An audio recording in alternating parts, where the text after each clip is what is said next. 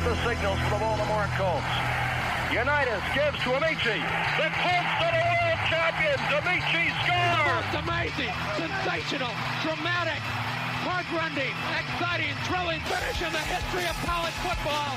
California won the big game. 5 seconds left in the game. You believe in miracles? Yes. Unbelievable. This is Phil Steele. This is Mike Burnham. This is Wes Durham. This is Mike Ashley. Hi, this is Chuck Foreman, number 44 of the Minnesota Vikings. Woo, mercy, this is handsome Jimmy Vine, the Boogie Woogie Man. This is Coach Fry with Virginia Tech Football, and you are listening to Big Dog Sports Talk. Are you ready to rock? Are you ready to roll? Okay, let's do it. You're in the doghouse with Rick Watson on Big Dog Sports Talk, presented by Pulaski County Sports and Entertainment. Join us in the Family Fencing Studios and chime in on the McClellan Chiropractic chat line. He's keeping cool with help from Little River Heating and Air, but this show is straight fire. And now, the big dog, Rick Watson.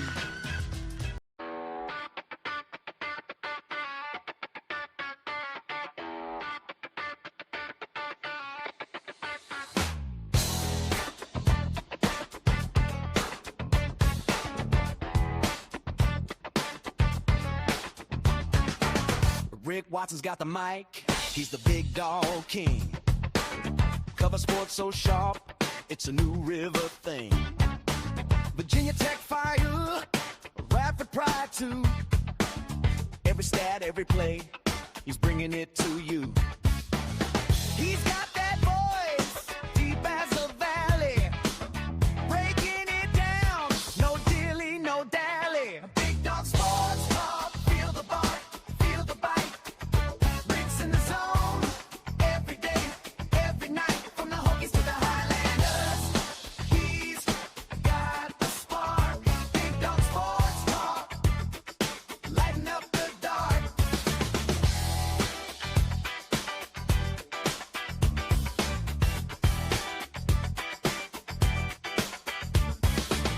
He's got the scoop, faster than a sprint.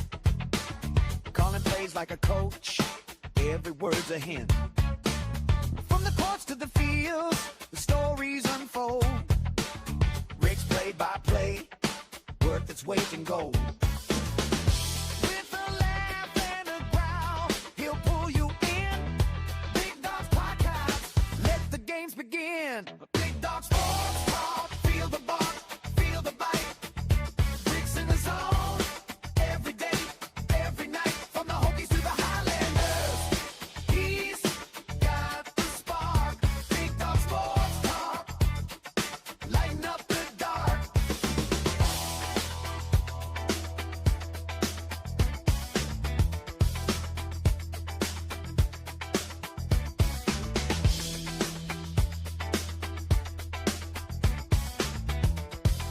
A Thursday up on the screen right now.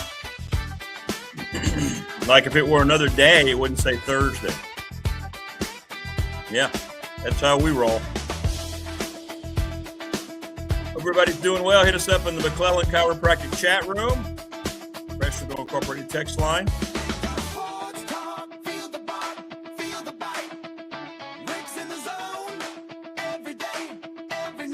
Hey, how are you?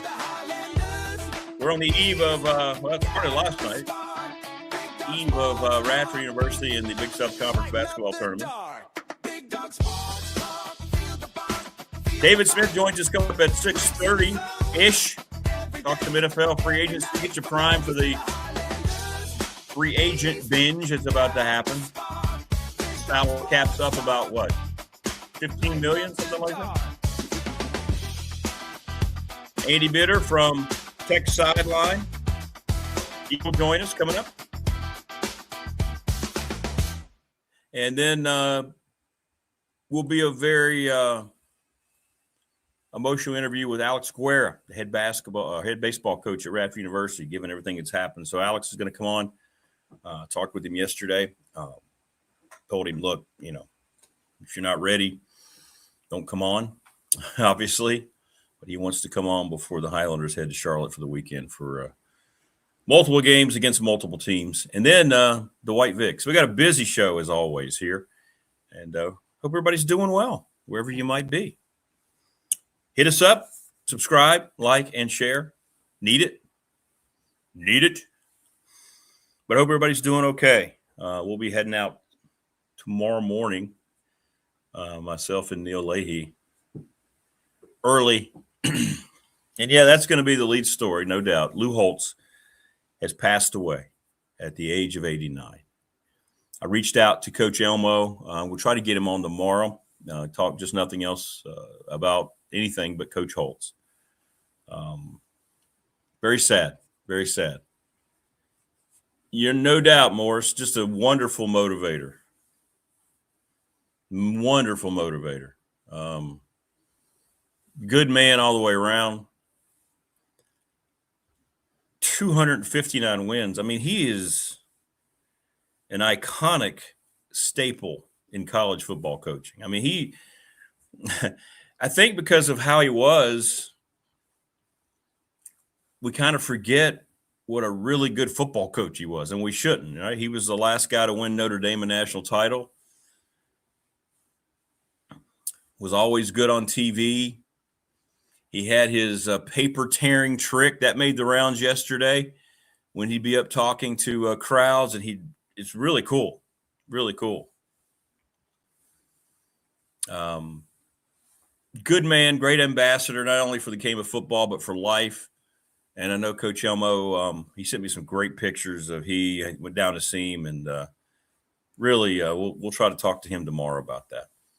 But you can't talk about the greatest modern college football coaches and not have Lou Holtz pretty high up on the list.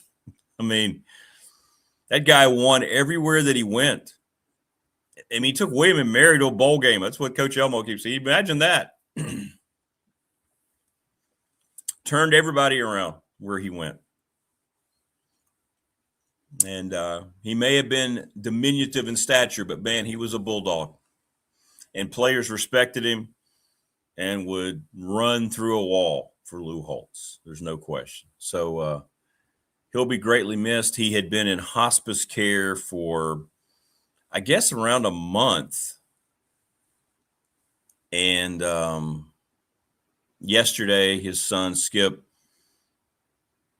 made the announcement on X that Coach Holtz had finally lost his battle, and he passed away. So, you lose more and more of these iconic people that built the sports that we love, that we grew up ourselves. I mean, it starts to get more and more watered down,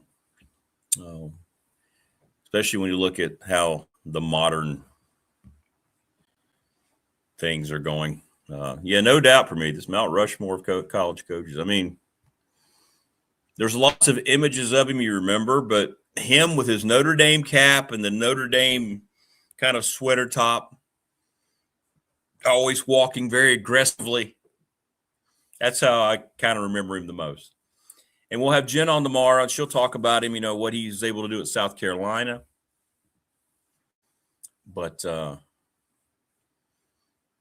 we've lost another great one, and it seems to be happening all too often. But he had a good life. From what his son Skip put out yesterday on the post on X, he was comfortable. He was relaxed. He wasn't in any kind of distress, which is awesome news. And apparently he just went to sleep for the final time. Was basically the way he described it. So we're thinking about Coach Elmo today because I know it's a difficult time for him. And hopefully I'm going to reach out to him later today and see if he wants to come on tomorrow and tell some Lou Holtz stories that we haven't really gotten into. So that'll be good. We'll see if that works out. Terrible. Roland Lazenby will be on tomorrow. Mike Ashley's flying to Texas. So we hope to have Coach Elmo, Roland, and Jen on tomorrow. But we'll keep you updated on all that. So, starting off on a bummer note today. No doubt about it. But he had been in hospice, but I think And the way it just came across, I think it kind of even surprised his son that he stayed around and fought as long as he did. Not surprised. He was a bulldog, man. And he was great on TV because he just said whatever he wanted to say, and he was unapologetic. He didn't worry about political correctness. He didn't worry about being canceled. Imagine that. Family Fencing is a sponsor of our studios here in Reiner. For a free quote, 540-200-8294, familyfencingnrb.com. Thank you so much, Jason. Mark Hunley, McClellan Chiropractic. Thank you, Marco, sponsor of our chat room. We can get over there here soon. Whenever basketball season is over, I'll be there. And we're going to go through the gauntlet, and we'll post it on the channel. Pulaski County Sports and Entertainment, the presenting sponsor of this program. Thank you so much, Jonathan Sweet, Tim Miller, Stacy Compton will be on the show Monday. Talk about the IHRA partnership. It's going to be awesome. Thanks to Lawson's Mobile Home Supply over in Christiansburg, 300 North Franklin Street for their support. Thank you to the NRV Super Bowl. Also over there in Christiansburg, right by the DMV, 382-5525, league nights, weekends coming up. Spend some time with your buds over at the Super Bowl and take in all the great improvements they've made. Little River Heating and Air, 1095 Radford Street in Christiansburg, 540-553-2971. And yes, when Morris and I finally get everything organized, we are going to do the BDST bash over at the Super Bowl. Yes, we are. But give Charles Lee a call. You might want to make sure your air units are going to be okay. We're going to be warm here now finally for a few days. It's awesome. Can't wait. Fan question of the week brought to you by the attorney Ryan Price, 701 West Main Street in Radford. Trust and estate planning, a no-brainer. 32 of you have said 7 wins is the bottom. Some people had 9. Well, I mean, I'm not going to laugh that off. Who knows? The way things go, what we saw last year in the ACC, maybe James Franklin can pull off 9 wins. Who knows? National Bank member FDIC, the exclusive banking partner of BDST on YouTube, my exclusive banking partner for 35 years. I'm doing some refinancing here at home, and they're taking care of me. Professional Door Incorporated, Travis Williams. Commercial and garage doors, residential and commercial garage doors. 38 years in business up in Dublin, right across from NRCC. Give him a call. They've branched out. They're everywhere now. Thanks to Brandon at Top Shelf Apparel, 4377 Lee Highway in Pulaski. ReadySetFund.com. That is Bob Christ, BOBCRIST 11 at Gmail. And, Bob called and explained. I wasn't really sure what this Ready Set Fund was, and I started reading up on it. Man, it is great. It's smart. It's just a series of text messages that you send out if you're trying to raise money for your recreational, high school team, pee-wee team, church organization, school organization, business organization. They can help you in a variety of ways. ReadySetFund.com. It's really cool, and it's very effective. Sundown Electric, our newest sponsor, started on Monday. They have one of the best reputations around. Clients will line up and tell you how great they are. Heck, Morris used them back in the 90s before there was even a BDST. They make sure they pay attention to detail, clear communication. They're honest. And I've already talked to Jeff several times. He's terrific. The brothers are doing a great job with their father's business. So Sundown Electric, look them up, listed in Elliston. They are the best. And we want to thank them for sponsoring the program. And if you want a T-shirt, hit me up. They're $20, $30 if shipped. So a lot of good stuff going on. Good morning, Chris Lester. How you doing, brother? Good morning, Opal. Good stuff. Good morning, Auto Hauling. Shouldn't be watching YouTube and making a turn. Would I go on Joe Rogan? Absolutely, 100%. Joe Rogan's the best podcaster in the nation. How about that guy? He's only worth, what, probably a couple billion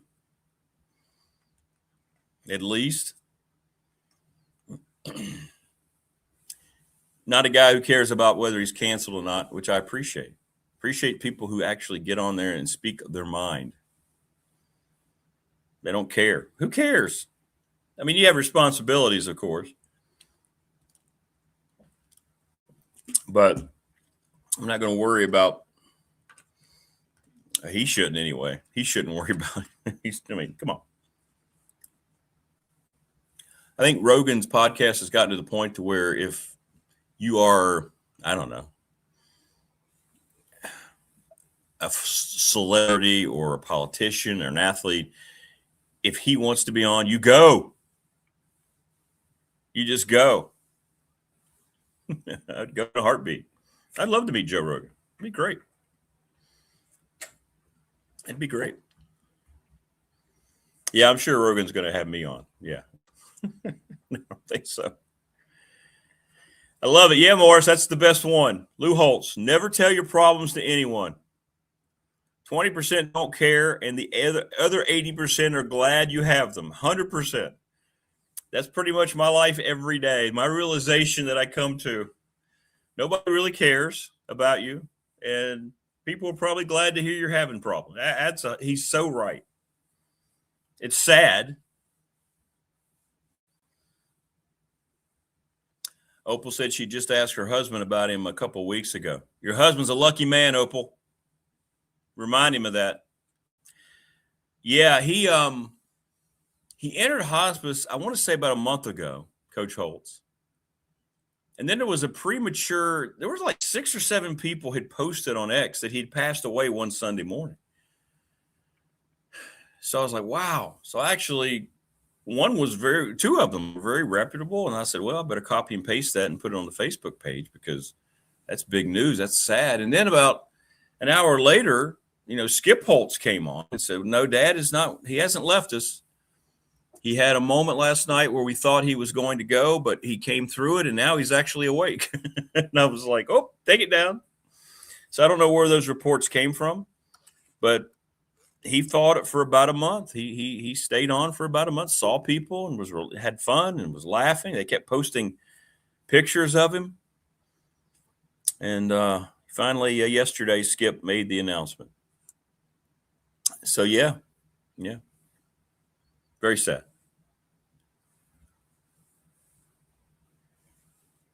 No problem, Josh. Thank you. Let me know. Help us out. Subscribe. Spread the word on the channel. That's how you could help. Be great. But yeah, tell Joe I said, hey, I'd love to go on. It'd be awesome. Thanks, man.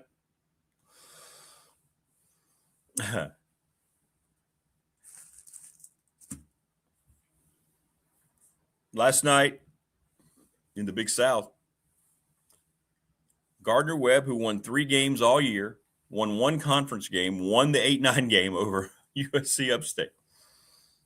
65-64. They earned the right to go play 28-4 High Point.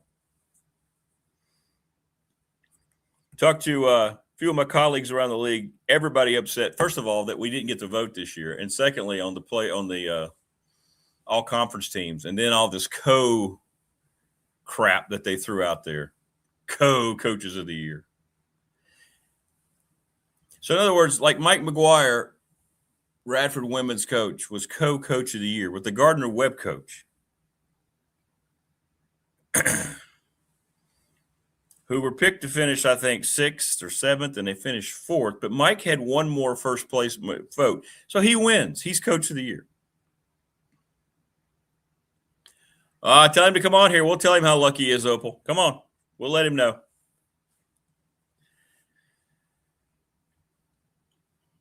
Same thing on the men's side. Don't get me started again on that. I think David Smith and I are going to get into that. But in spite of all that, how stupid that is and how it really makes the whole thing unimportant, the fact they left Dennis Parker Jr. off first team, whoever the hell voted,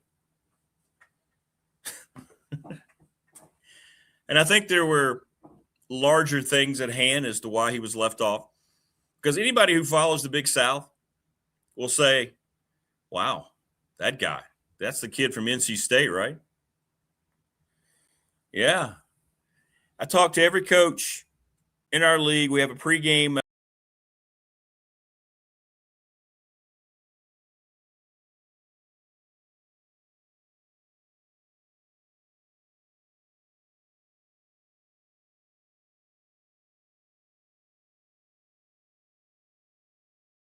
And now I'm back. Am I back? That was weird. I mean, that was really strange. You could say that came out of nowhere. Oh my. Oh, no. Oh, no. That was out of nowhere.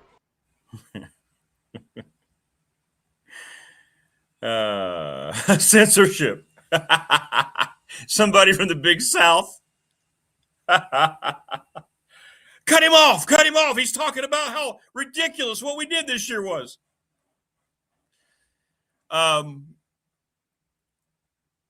So every coach I talk to, we call it Across the Bench. Brought to you by the Highlander Hotel. And every coach in our league, well, we got to do something with Dennis Parker Jr. He's the best. And they all said it. He is the best pure offensive player in this league. Yeah, I don't know what happened there. I don't know what happened. Maybe I did it. Maybe I did it. But again, it's nice to know that you can have a little faux pas like that, and then you're able to fix it. Cut him off the air. Cut him off the air. He's criticizing the voting process again. Somebody in the Big South, the head of censorship, and then his co-head of censorship.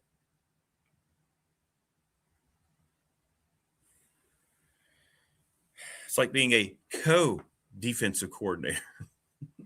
Are you the damn coordinator or are you not? All right, just let it go.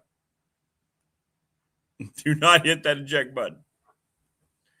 So, Dennis Parker Jr. not on the team, and hopefully Radford will be motivated starting late tomorrow night. We'll play around 9 o'clock tomorrow night. We won't play any earlier than that. Last night's I don't know why tournaments do this. You would think they've never put on a tournament before. Like they had the women's and men's game back-to-back last night as the play-in games, right? So you had the women's game. For some reason, they started at, I don't know what time it started, 5:30, 5 or 5. Anyway, the men's game is supposed to start at, it was 5:30, and the men's game is supposed to start at 7:30. Men's game doesn't start till after 8. Why do you not leave more time? Why do you think that you're going to get these games over with on time? Have you never put on a tournament before? Maybe all the tournament organizers and then the co-tournament organizers can figure that out for next year. Yeah, I'm not going to let that go. No, I'm not.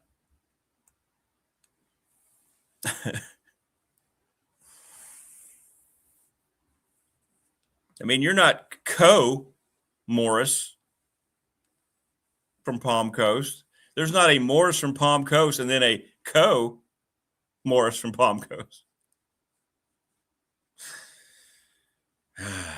Don't get me started. Fired up. Now I'm mad again. David Smith's going to be mad again, too. David Smith's not happy with this either. We all watch the same Dennis Parker. We know. If you don't believe me, what do you hear from David? That guy knows what a good basketball player was. Hell, he's a Hall of Famer. Keon Brown said it yesterday. He even posted about it yesterday. He put a shot up of the first team, and it's absolutely criminal. Dennis Parker Jr. is not on this team. Yeah. It's kind of like when Charles Woodson won the Heisman Trophy just because they were trying to make a statement. Right? Remember that? I mean, Woodson was a great player. Great player. But he shouldn't have won that. Hey, congratulations, Paul. Your son was your stepson, Regional Player of the Year. Can I should I say his name? Region 3D Player of the Year. I won't say his name unless you say it's okay. I don't, young people respect all that stuff. Maybe there should be. I could double my tee times. That's true, Morris. You could be out playing golf and then your Morris. All right, Steele Torrance. Congratulations, Steele. Region 3D Player of the Year for the Hidden Valley Titans. Down in, that's Roanoke County, right? That's city or county. Anyway, congratulations. That's awesome. Absolutely it is, Tebow. And how about that? Miami's 30-0. You got morons like Bruce Pearl going around saying they shouldn't be in if they lose their tournament. We'll call that person Co-T or Mini-Me. Yeah, Miami's 30-0. I don't care if they lose in the first round of their tournament. They're in. What are we doing? And you had the same Bruce Pearl arguing that Auburn was like one game over 500, and they should be in because look at their net ranking. If you're not winning games, you shouldn't be in the tournament. If you're winning games, you should be. I'm with you. Miami, the artist formerly known as the Redskins, but no, we can't do that. We had to change it to Red Hawks. It's a lot better than Commanders, but still. 30-0. Jeez. And to think about it, too, in a mid-major league like the MAC, it's really tough to do because all your teams kind of have very similar talent. And some of those places are tough to go in and win on the road. It's pretty impressive, man. No, it's incredibly impressive. It's not pretty impressive. It's incredibly impressive.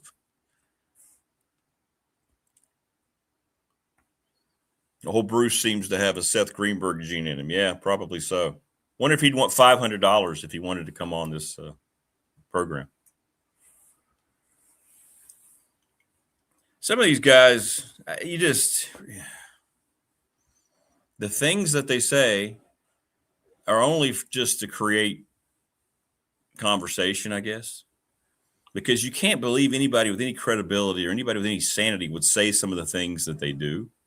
And that may be the most insane thing I've heard going into conference tournaments, that Miami, 30-0, if they lose, should not be in the tournament. What are we doing? And then I heard some morons yesterday saying, well, this is why the tournament needs to be expanded.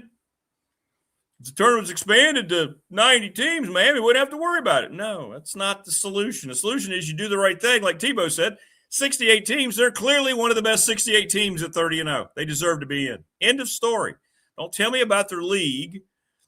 And don't try to show, well, this is what Ken Palm said, Professor Freak here from The Simpsons. I don't want to hear that. They're 30-0. If you win all your games, this goes back to the Florida State argument and they being left out of the Final Four a couple years ago.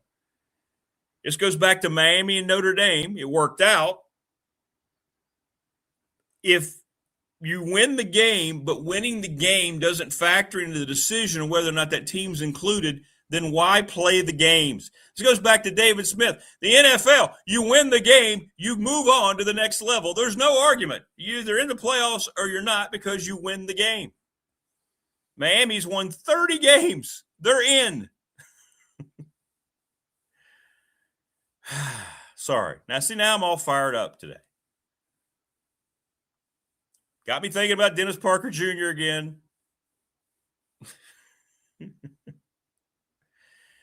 All right. Joining us now on the program to also be fired up is that gentleman. He is my co-brother in this world, David Smith. What's up, Hall of Famer? And good morning, Mr. Fired Up. What's up, Mr. Fired Up? And I just caught the tail end. I just caught the tail end of your Miami rant, and I don't even understand what people are talking about. Let me tell you, if you're going to be that disingenuous, listen, any team that goes, if Radford University went 30-0, if High Point went 30-0, if you want to be disingenuous, leave them out of the tournament, and you'll never live that one down. It's impossible to not put that team in after all they've done, because, I mean, listen, they can screw it up a lot, and I'm never going to say never to the NCAA on a lot of things. They can't screw this.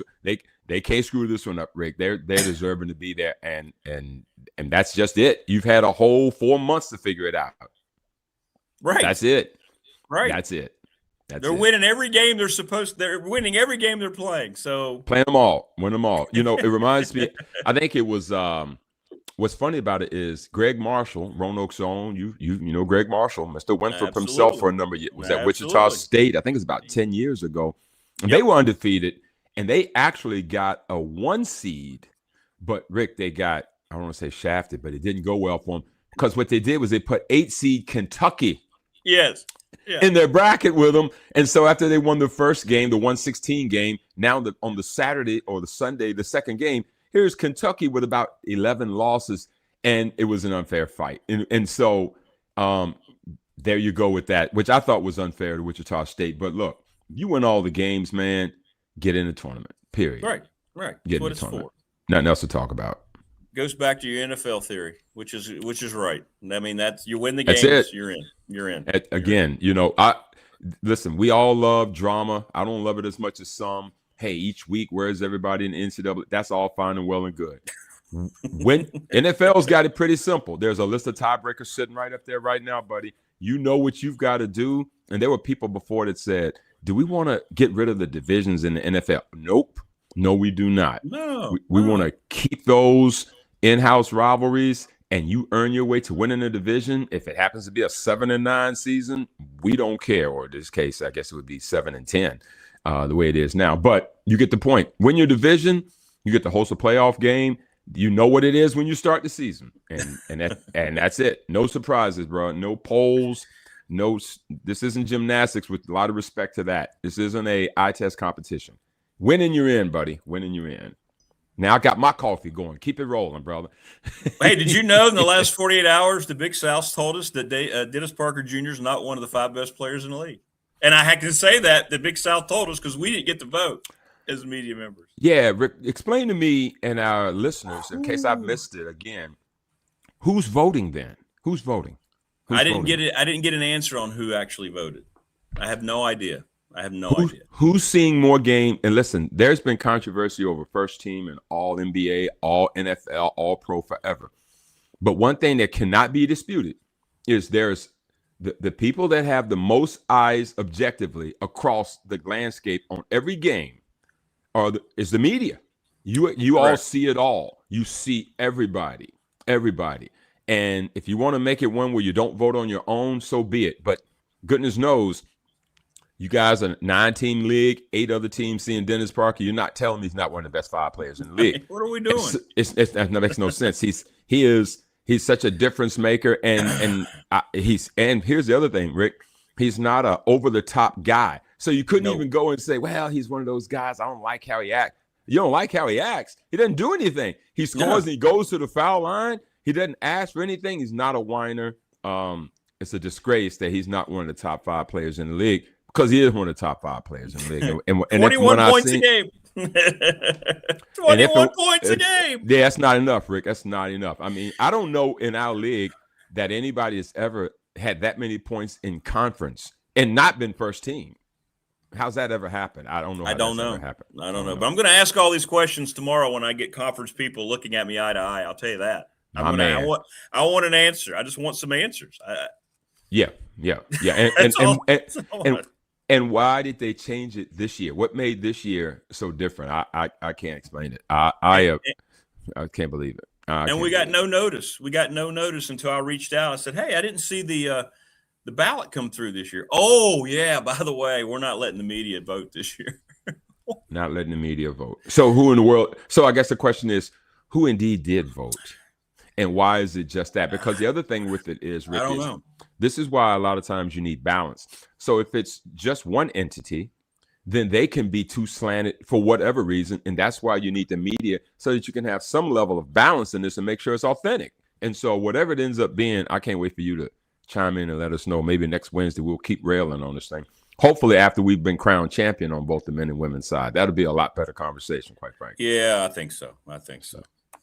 Hey, real quick, we lost Coach Holtz yesterday. Yeah. He finally lost his battle. Man, you talk about a guy that won everywhere he went. William and Mary's rolling, and I mean, you followed his career, right? And you know, another guy who went to the NFL, he said, you know what? I'm not an NFL guy. I'm going back to college, and I'm going to go win a natty at Notre Dame. Yeah, 1976 with the Jets. I don't even remember that. I remember rooting for the Dolphins then, but clearly the Jets wasn't big enough for me to remember them. I remember Weeb Eubank. I remember those days and that kind of thing. Yet, Lou Holtz, how could you not be a fan of football our age and not be entrenched in the fact that he had that Notre Dame run with the Jerome Betts and Tony Rice group, the Catholics versus Convicts, the 30 for 30. If you ever want to see something so that good.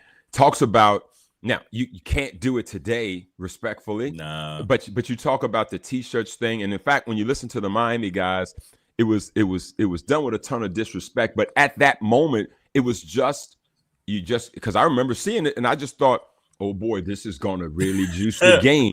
I was probably too simplistic in my own thinking then, like, oh, this is going to be a really great football game. And of course, it turned out to be that. And to win a national championship at Notre Dame, you'd have to remember, like, I think it was 85 when Miami drudged them in, I think it was Jerry Faust's last game. I think Mike Golick was on that team, and they got destroyed, and Jimmy Johnson kept pounding them. Scoring. And Jimmy's reply was, well, I had lost. And listen, it depends on how you like Jimmy or don't like Jimmy, if you thought that was too much. But Jimmy had also been on the other side of the Flutie Hail Mary. He had also been on the other side of the Maryland comeback when they were up a ton on them. So Jimmy was like, I'm never going through that again. But that's okay. Notre Dame bookmarked that as all athletes should, as petty as we all are, as coaches are. When Lou Holtz takes over that program, they were a moribund program at that time, Rick. And then he comes in, he gets the recruits he needs. You know, you're talking about Tim Brown, you're talking about Rocket Ismail, you're talking about Jerome Bettis, Tony Rice, you know, you're talking about Chris, was it Zorich? I think it was. Chris George, yeah. Zorich. And so you start just what he was able to do culture-wise.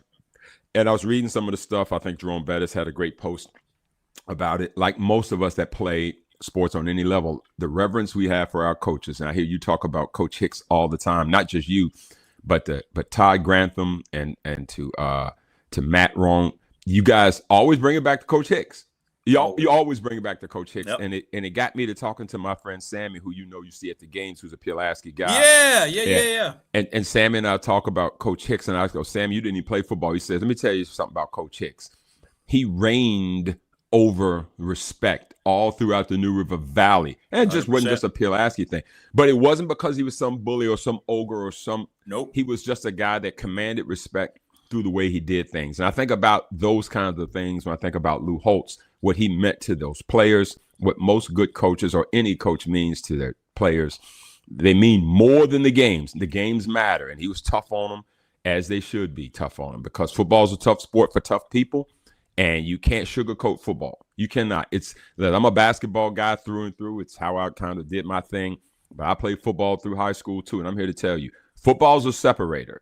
It is not for everyone. And when you get the Friday night lights thing and you get the chance to put that gear on and you go out there in a gladiator form, it's for tough people. And Lou Holtz made sure his people were tough. And a career I think it was 70 years between broadcasting and coaching, just about. He was involved in it. Coach William Murray in 1970. How about that? 1970. It's only 55. Is that 55 years ago? So we shout out Lou Holtz today, and the sports world's a lot lighter today without Coach Holtz. 89 years young. So a life well lived, Rick. A life well lived. Oh, no question. Well said. We're going to have Coach Elmo on tomorrow to talk about all that. All right, so we've got pre-draft things going on. We've got some posturing going on from teams. You're starting to see tags be applied and tags not be applied, moving and shaking going on. What's the new cap? Do we get 10 million more, 15 more than last 15. year? I think it's something between 10 and 15, Rick. And I agree with what you're saying. The posturing, let the games begin. So, So post combine, which I'm more of an okay person with combine than most, because I feel like combine is one of those things. Not for the people who you already know is going to be fine. It's not who it's there for. You watch a tape of those games, you go to those games. It's for the second round, third round guys who don't get that shine, the Bowling Green guys, the Middle Tennessee State guys, go show and prove, that kind of thing. So we get past that, but Rick, what it really becomes is a meeting place for all 32 teams, or most of them, where they can work backdoor deals. And so it's become that a little bit too. You started to notice there's Kyler Murray getting released from the Cardinals. Not a surprise to you and I, but Rick, I'm weirdly enough, and I don't know why I feel this way. Maybe I'm just a sucker for these kind of exquisitely unique and quick and fast and shifty guys. I had a feeling he could end up in a place like Minnesota on turf with a guy like Gosh, I'm drawing a blank on the coach's name. Kevin O'Connell? Kevin O'Connell. Hello, coffee, kick in. I get a feeling he could have a situation with him, Rick, where he can go up there and be a grown-up and have the same reclamation project that a Baker Mayfield had or Sam Darnold had, and he could get up there with Justin Jefferson, and they could be a problem if he gets up there in the trap. Now, there's no guarantee that he's going to get there. I don't think he's officially been released yet. I like that move for them. There's New England, who's letting Stephon Diggs go. Not a surprise there. They're not going to pay the big hefty salary there. There's a whole lot of talk about A.J. Brown reuniting with Mike Vrabel, going to New England. That would be one. Mike Vrabel spoke glowingly about him last week at the Combine during his interview. He says, we talk all the time. And, A.J. Brown could just be a guy that needs Vrabel. Because I think so, yeah. And, Rick, you think about Stephon Diggs, who was, that was his 4th or 15th. But in New England this year, nothing. You heard nothing. Mike Vrabel doesn't suffer fools lightly. A.J. Brown may very well need that kind of guy. So that's one to keep an eye on as well as we start to do these franchise tag things. And, of course, there's Jerry Jones, who's, he's lobbing that media salvo out there. I'm going to spend money this year, and y'all going to see what I'm going to do. And they are lining up some money stuff. They reworked Dak's contract. They reworked CD Lamb's contract. And so now they're under the cap. So there's this whole deal out there with who are they going to go get? And how ironic would it be, as I close this quick segment out, if they were to take a look at Max Crosby? Now, how ridiculous would that be if they go get Max Crosby just a year after you let Michael Parsons walk out the door, 4 years as junior? But I want him in Denver, David. Come on. Oh, yeah. Well, listen, I think you got a better chance of getting him in Denver than Dallas being a hypocrite and going to get Max Crosby when you had 4 years earlier a guy that was 4 years his junior, I should say, with Michael Parsons right there in the building, and you let him go. So I don't know Max Crosby. God, I love Max Crosby. Never quit. Listen, when the Raiders were wanting to tank and they were saying you're out, he was like, "Bro, I'm trying to play." And like they're the Raiders. They're not going anywhere but home. He is a football guy. Everybody loves football, loves Max Crosby. Whoever gets him, watch their teams play elevate. Not just the defense. Watch their teams play elevate. He is a guy that can be a force multiplier, not just on the defensive side of the football. So those are a couple of the teasers, Rick, that I'm seeing going on out here right now. There's a whole lot more about to happen. And I believe it's going to be real interesting to see, and not to be left out. We still don't know, it's March, what Aaron Rodgers is going to do in Pittsburgh. And so I'm sure now we're only probably 6 weeks from the draft, maybe 7. And they got to get that figured out, no question. Well, it feels like to me that with Mike Tomlin gone, with Aaron's affinity for Mike Tomlin, I don't know. He may decide he wants to play another year, but I guess it's going to depend on how he hits it off with Mike McCarthy. Who the heck knows? I don't even know what that relationship would look like, but we'll see. Mm-hmm. We'll see. But he was on Pat McAfee yesterday. I saw clips of that. He just raved about McCarthy, and he talked about how much respect he has for him and how great their relationship was. And he spoke to the fact that, look at McCarthy with 3 jobs of the three of the most iconic franchises in the history of the sport. When you talk about Green Bay and Dallas and Pittsburgh. And so he spoke glowingly about him. And Aaron Rodgers isn't a guy that's going to do that if he's not really, he's not going to be disingenuous. He only knows one way to go. It's like he's going to call it like he thinks he sees it and that kind of thing. So I don't know if that means that he likes him enough to come play for him, or if he likes him enough at the job to be able to say, happy for Mike, but that doesn't mean anything for me. So I guess we're just going to have to wait and see. Yeah, Tebow. Yeah, David just said, Patriots could be a good fit. There's no chance they'll get a number 1 first-round pick for A.J. Brown. Maybe no. Fourth would probably be the highest. May get 2 picks, maybe like a 4th in a late round. That's kind of what the market's looking That's like right. for a That's receiver, right. An aging receiver like that who's perceived to be a bit of an issue in the clubhouse. But, I think he'll be gone. But I don't worry about the Eagles. They'll find somebody. They always do. They have a great front They'll office. Be fine. They listen, the Eagles' problem isn't personnel. No, they've got dudes everywhere. The challenge for the Eagles is going to be when all these dudes come up to be paid, and they'll just flip the script again. They'll just cycle the guys out just like the Chiefs did with Trent McDuffie yesterday. He's been there in the final season of his rookie deal, and Kansas City knew that the bill was coming due. What they do, he's going to sign a long-term deal with the Rams. Why is that? Because the Rams are in a win-now mode. The Chiefs are in a we need players more than we need one guy now mode. Yeah, how about that with Patrick Mahomes? They're basically kind of saying we're going to have to start this process over again. It was a little surprising. I saw a lot of discussion about that, but this is like the Chiefs almost waving the white flag saying we're going to have to go through this cycle. And even with Patrick Mahomes, how about that? I wonder, Rick, if that's also feeling like he may not be ready to start the season. So why do we want to, I don't want to call waste the season. Everybody's NFL careers are important. But why try in a season where the most force multiplier of all time perhaps is not going to be back yet? I'm just guessing this. We don't know. And I also think that they've got more needs than just getting Trent McDuffie there. Although Patrick Mahomes, from what I heard yesterday, wasn't thrilled about the fact he's going to lose an all. I know. Like he didn't know, too. The post was like, he was like, what was it? Like, are you kidding me? Yeah, like, it's kind of like, what? Yeah, exactly. It was kind of one of those, which leads me to believe that he probably got a call right after that, or he probably called somebody. Y'all want to let me know? Yeah. Did you hear? I'm this Patrick. Yeah, I know who you are. Holler at me next time so I don't get blindsided about this. I don't need to get tweets about this. But so they're going to get a 5th and 6th round. I'm looking at this now, a 2026 5th and 6th round pick and a 27 3rd round pick for McDuffie, and that's fine and well and good. A 5th and 6th and a 27 3rd. Okay, you're getting bodies this year, and so you're gonna have to trust the front office that you can get impact players. They need help on that O-line. I know they got rid of I think one of their tackles they moved on from because I know Patrick was not protected very well at all. I think the last couple of years he's been running for his life. He had one tackle that incessantly was in illegal motion just about every third play if you watch the Chiefs. So I think they feel like they got to get a few things going. But Rick, here's the thing with the Chiefs too. And of course they're in your division, so you know this. There's a lot of mock drafts that have them wanting to get Jeremiah Love, but the Chiefs are picking 9. There's a consensus out there, especially after, again, the combine that people don't like. But Jeremiah Love went out there and ripped it to shreds anyway, but he didn't even need to, and he did.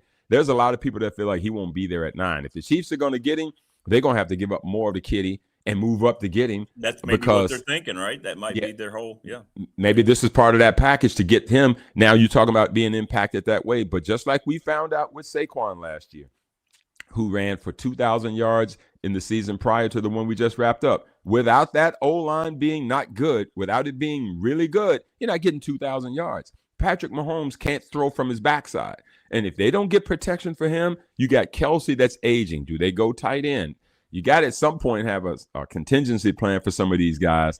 And right now, I think the Chiefs are in a different area, Rick, than we've seen probably the last 6 or 7 years as they start to move through some of this. And when you start shedding all-pro cornerbacks, it kind of makes you wonder. Is the potential, is the inevitable Kenneth Walker signing somewhere else, is that going to be like one of these gotchas because he's coming off the Super Bowl MVP? He's been hurt a lot. Is that going to be one of those that somebody's going to give him somewhere between 12 and 15 million a year, and then in about a year and a half we're going to go, ooh, in retrospect, that was probably just kind of the reactionary. I mean, I know he's a good player. Obviously, he's the MVP of the Super Bowl, and it's fresh on everybody's mind. But that seems like, to me, a dangerous amount of money to give to a running back who's already shown he can't stay healthy in college and now in the NFL. This is one of those crapshoots to me, Rick. I know. Because it's one. I've seen it both ways. There's times when you can say, you know what? He's coming off of this. I remember Larry Brown, the cornerback for the Cowboys, winning the MVP of the Super Bowl. He got two gift interceptions. Yeah, here you go. And at that particular point, his stock was through the roof. He went and cashed in on it. He had got a few rings. Not sure I heard from him again. Not sure he made another all-league or anything. No. I remember it was Alvin Harper. It was the other receiver alongside Michael Irvin in Dallas, and they were rolling. And Alvin Harper, because of Michael Irvin and Novacek and Emmitt Smith and that great team, Alvin Harper felt like, I'm a one also. Okay, sure you – again, guys, listen, he decided – I think he ended up going to Tampa, and I'm not sure that we saw him at that level again or not. So you can't hate guys for wanting to cash in. If you're Kenneth Walker Jr., or Kenneth Walker III, I think it is. If you're Kenneth Walker, we'll call him that. Yeah, this is. He's Kenneth Walker, and a great season he had, and a fantastic postseason. Sure. I mean, he was not being tackled by one guy, and he led the charge for that Seattle team. It kind of makes you wonder, well, why wouldn't Seattle just say you can't leave the building? Why is that? Now, financially, we understand, but running backs don't command quite the number that it would be if you were a corner or if you're a tackle or an edge rusher. So I don't know, and maybe they're just being frugal and saying, if we give him this, we kind of gonna have to do other things. And of course, Rick, if you start breaking down all the different positions and where they all cap out at and what the market's calling for, maybe they just saw the numbers not being there. But Rick, if you and I sit here on a Thursday morning and know that, clearly they know what they want to do, and they could have every chance to keep him. And so to me, I think that they may just feel like maybe our system is good enough to make running backs that way. The Denver Broncos did that once upon a time. They said, "Oh, I know. It doesn't matter what running back you have. Mike Shannon, you can put. I think Rick could run back there in his 90s, and they're going to get 1,000 yards. Alex Guerra, Mike Anderson was an All-Pro. Mike Anderson, they all running that zone read, that zone offensive running attack. Everybody was getting it. So maybe Seattle is feeling like the piece is not the whole thing. It's the sum of the parts that's better. But guess what?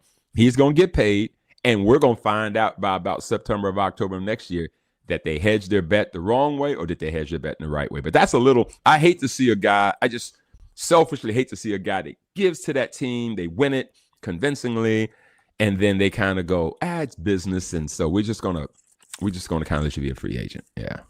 They seem to like the Charbonneau kid long term. Yeah. UCLA, he got hurt, but they got hurt him long term, much cheaper. So I think and you hit it on the head. If they're willing to say goodbye to the Super Bowl MVP that quickly, then they have a plan. Well, Rick, and you also think about the Detroit Lions too. You're talking about David Montgomery, who clearly last year was the first year of the two-back system along with Jahmyr Gibbs. They didn't get all the touches that he longed for the first time. And if you notice, Detroit for the first time in a couple years didn't advance as far in the postseason. So they made a move to let David Montgomery go. I think he went to the Texans, I believe it is. Where he can go get what he needs because Gibbs has just shown they don't have to have the two-back system, even though they were together in that kind of system. So people are making these decisions now. They got to plug in these pieces to get better. And right now, it is just silly season in a fun way because here's one for you, Rick. It's legit NIL. It's like it's real free agency, like people who we know can lead, people who we know we can keep. It's roster building. It's really where these GMs earn all their money. They're not going to sleep till about May until all this stuff gets resolved. That's right. I mean, listen, I'm glad you guys enjoyed all the games because right now this is where you're going to earn all your money. We got tags going on. We got franchise, this and that. And so it's exciting times. And even the Super Bowl champions aren't oblivious to it. No, you're right. What else? Anybody else popping up? I don't see anybody taking Stephon Diggs for much of anything. What is he now, 33, 30, whatever he is? Wide receivers at that age, you better be a Jerry Rice type of talent or Hall of Famer, all-timer because it's going to be interesting. He keeps jumping around teams. I don't know what we're going to have. I think we're going to see a lot of trade activity. It seemed like last year we had a little bit more throughout the offseason than we had seen previous years. Well, salary cap's gone up, first of all. So, there's going to be more. I think there's a lot of people who are feeling like, Rick, they can take more chances in the developmental space by getting young college talent and feeling like they can build a roster that way. You think about Seattle's defense, a pretty young group right now, still a lot of them on their first deal. Not all, but a lot on their first deal mixed in with veterans. I think that has to be the formula. X amount of dollars. You're really good if you've got a cheap quarterback that you can build on or cheap roster, cheaper than expensive roster. You think about the Steelers, their defense was the most expensive in the league, and it's not getting better. I mean, you know what I mean? They did fine, but, at the end of the day, you're old, and you don't want to turn around and have an totally old roster. Right. I think the Patriots has a nice mix going on. They got some free agents, but they've got some nice young pieces too. And of course, they're still on a rookie deal with their quarterback. I think, Rick, it's going to be real interesting to see what Dallas does. I think I just mentioned that Dax restructured his deal. CeeDee Lamb restructured their deal. And they're now under the cap. I'm real bullish on the Giants because I'm a Harbaugh fan. I really think they've got it. They've kind of got a nice mix there. They're a pretty young team. They've got a young quarterback, a second-year guy. You've got Scatterboo, right? You got Malik Neighbors. They've got pieces. You're in New York. They're the one to me that you may take a look at. Will they jump up and get Jeremiah Love? You know, Harbaugh likes to run the football too. You know, he's the guy that said Lamar Jackson could be my guy when nobody else said it, right? And he made the Ravens was the number one rushing team forever in the league under his watch. And so, and talk about Tyler Latterbaum is also a free agent. That's Lamar's center. And so you talking about now there's a chance he may come back. So there's a whole lot of pieces moving around, Rick. I'm bullish on the Giants a little bit because I think the Eagles are going to have to make a move this year and really correct themselves. They're the most talented. But as you can tell, most talented doesn't always win. And I'm going to keep my eye on those LA Rams, who I really think are really loading up. They're angry they didn't get to the Super Bowl this year because they feel like they could have won it had they gotten there. They would have. Rick, I'm telling you, I think Matthew Stafford may be playing better now than he ever has. And I know, man. I know. I don't know if California Suns got him comfortable in the whole bit. And of course, Rick, your Denver Broncos. Let's get Bo Nix healthy and let's try to saddle this thing back up. I mean, do not sleep on the fact you had a 1 seed in the playoffs and a snowstorm and a quarterback injury away from going to the Super Bowl. And listen, get into that game. Who knows what can happen? Yeah. Who knows what can happen?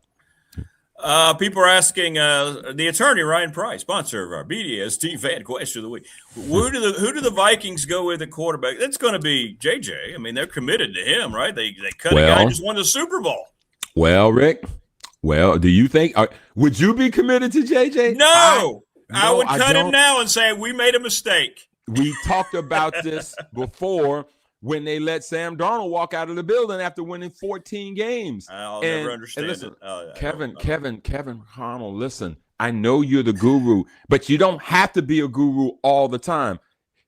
Let your eyes be your guide. You just won 14 games and Justin Jefferson's happy. He's not happy right now. No. I think, Rick, that what you do exactly what Robert Kraft did when they had Gerard Mayo. Hey, you know what? We messed up. I know it's year one. We're going to take you off the hook and us. Here's the check. Thank you. You're still going to be a Patriot forever. Hey, Vrabel, come on in. Come on back. And guess what? And they're the better for it. Everyone's better for it. You couldn't have gone through. There's no need in continuing to ride this thing. I think, and just have him either sit in the background because he's still on the rookie deal. You can learn here. You can be our backup. I think that's why I bring up Kyler Murray. That's why there's a lot of folks that feel like they've got to make a move because if you don't, you're going to lose the best receiver in the game too. And that's not going to do you any good. And you got a great tight end as well. So to me, the answer is no. The Vikings are not going to, nor should they stay with JJ. That's my take. I agree. And it's your take too. It's your take too. I don't know what else they're going to have to find somebody to come in though, because there's this draft after Mendoza goes to the Raiders. Yeah. Good luck finding a quarterback. No, it's going to have to be one of those sneaky ones that no one saw coming. That'll get into a game in October and you'll turn and you'll go, he's throwing for 300. Who did he play for? Boise, or whatever. But it's not on the radar. You know, Tyler Simpson had a nice combine or whatever. And the second half of the year, he was a little different. But other Mendoza and Simpson, there's a wide gap. And behind Simpson, an even wider gap. Now, next year, you can maybe feel different about it. But the whole Arch Manning thing, he's going to have to show and prove a little bit more for me to get there. He could get there, but right now, I think that's the reason why he's going back to school, too. Well, good stuff, brother, as always. Good breakdown, man. This will be fun every week to keep track of who's doing what and what's going on. Are you going to be down in Johnson City? Can't make it, man. I've got duty here. It's going to be cool, though. I'm going to be watching. So you guys are 8:30 tomorrow night, and the ladies are 6:30 tonight. It'll be around 9 probably, because after you go through all the, the games will run over, right? So, we're late night. We're late night tomorrow night. Well, and we got after hour. And we got Presbyterian too, which is no joke. They got they got it right. Was it Pierce? Right? That's a post. They got it right with him on All Conference. I will say yes, he is really, really good. You had to be blind not to see that. He is really good, and we beat them twice. It's funny, Rick. We beat I think 4 teams twice, lost to 3 teams twice, and split with Longwood. I know. It's crazy. I looked at that and I go, how about that? And so I know. It's weird. That's kind of weird, but hopefully our guys are good to go. So we'll be watching from afar, man. Keep your phone handy. I'll be texting. I will. I'll keep it up, brother. I'll keep it up. All right, my man. Have a great one, man. You too, man. Stay safe. Go family. Take care of your family. All right. Yes, we'll sir, talk buddy. to you. All Later, right, brother. Right. Yes, sir. Good stuff. There you go. He's the best NFL analyst. Tell me he's not. You're not going to find anybody any better talking about it on any of these godforsaken networks or on X. David Smith, ladies and gentlemen. That gave you a better breakdown and gave you a better preview of anything you're going to see, because there's no agenda there. He's just breaking it all down because he absolutely loves following it, and he knows what he's talking about. You're welcome, America, for David Smith. America, you're welcome. Good stuff. Good stuff. Yeah, good luck, Minnesota. You blew it.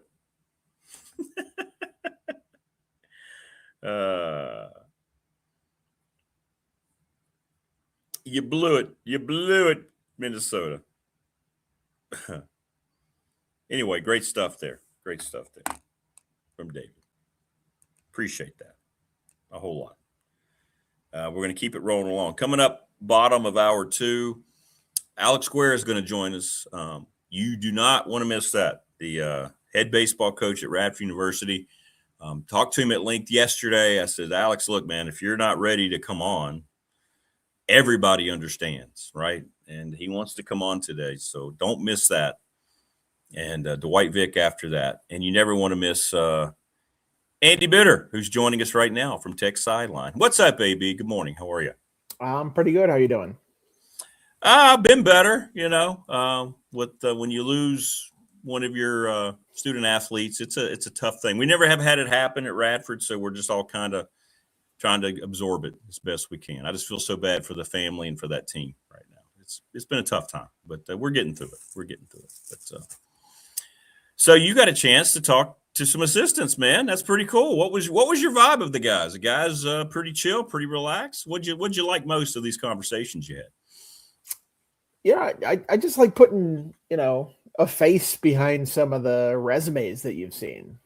I think that's always important when you're covering a beat, is to get some face time with these guys and talk to them about or not only football and their philosophies, but sort of their life story, how they get to certain places. I think, you get in the heat of the battle during practice and during games, especially in the fall, and everybody kind of locks up. Like it becomes so like, oh, this is a guarded secret and we can't talk about this stuff. I mean, this is early March. The stakes are very low right now. Right. Nobody's lost a game yet. So you can go in there and talk to these guys and, kind of get their life story, get their coaching philosophies, mix it all into one thing and just kind of have actual real human to human conversations with these people, which I always enjoy. And, that's kind of what I like writing about. So yeah. It was a fun hour-long session, which we could have had a little bit longer. We had to cram in quite a few guys in an hour to make the rounds to everybody. Didn't quite get to everybody, but it was a pretty productive session. Well, good. And you can say, hey guys, see, we're not bad. We're media good. We're not necessarily bad. You can talk to us. Right. Exactly. I mean, well, that's the other part of it is, you walk out in the practice field, you've talked to them before. They might remember who you are, maybe not, but at least it's not a completely foreign face that's sitting there watching them out there. Yeah, you're right. I know Tech Sideline had James Franklin with them and Stu. What were some of the reactions from some of your comrades there after having James Franklin in the studio? Yeah, I think things were very businesslike. Yeah, he came in. I had to leave, so I said hi real quick, and then I was out the door. But he came in, did 30 minutes. When it was done, he was out. At that point, it wasn't like, sometimes you'll finish the pod, you sit around and like just kind of talk, shooting the breeze with everybody. And I don't think he's a shooting the breeze kind of guy. I think he's got a schedule and hey, this is what we're doing from this time to this time. And when it's done, I'll move on to the next task. And I don't feel he ever turns off the I'm the head coach switch. It's just always going. He's always on. It's always a very formal situation. Always like, I'm a head coach talking to you, the person that I'm talking to. And then when it's done, move on to the next thing. So I think that's just the way he operates. And, I think when you listen to him talking on that podcast, you can tell he's been a head coach before and a head coach in a major program. because he's not feeling his way out for these answers. He has a very specific vision of what he wants for this program. He's going to do everything he can to get to that point. And, that might come across as abrasive sometimes, but in his mind, it's just coming across as pushing for what he wants and what he needs for this program. Because he knows what it takes. He's been in this situation before. So I think sometimes, when you talk to Pry and before that talking to Fuente, those were guys that were still feeling their way out at the power conference level. And I don't sense that at all with James Franklin. There's no feeling out. He has a very specific vision, and he's going to go get it. Yeah, that's a good point. You've talked to a lot of coaches, and you can tell guys who've done it or trying to learn how to do it as they go along as those who have been previous and understand what it takes, right? It is a different type of conversation, isn't it? No question. Yeah, and as a reporter, that's fine. I don't mind talking to those kind of people. I like the opportunity to talk to those kind of people. So that was nice that we got him on the podcast for it. We had an over-under, I think. You're hoping for maybe 12 questions. I think it got in 10. So, okay. He gives long answers, but, packing 10 into a half an hour like that, I think that was about what we expected with that whole thing. Any insight now to how guys are doing and what the program's going to look like as they get closer and closer to start, getting, spring workouts here officially underway pretty soon? Yeah, it's tough to tell. I mean, I think even the coaches, we were talking to Sean Spencer, and it's like, I could give you an answer based on what I've seen on film from last year, based on, players that played at Virginia Tech or guys that played at other places, but I'd just be giving you an answer based on film, not on how they're actually performing. I have to get them on the practice field and, push them and test them and see how they can do before I could really give you an answer on how this team's doing. So, right now they're lifting weights, they're conditioning. Every team is really good at that in the offseason. I mean, I've never heard of a coach come out and say, man, we really had a bad offseason. No, it's always a very productive, very helpful offseason. And then they're like, well, we'll build it on the next phase. It's like, I've heard all this before. So, I heard all of it last year. Next phase. Last year, what did we hear?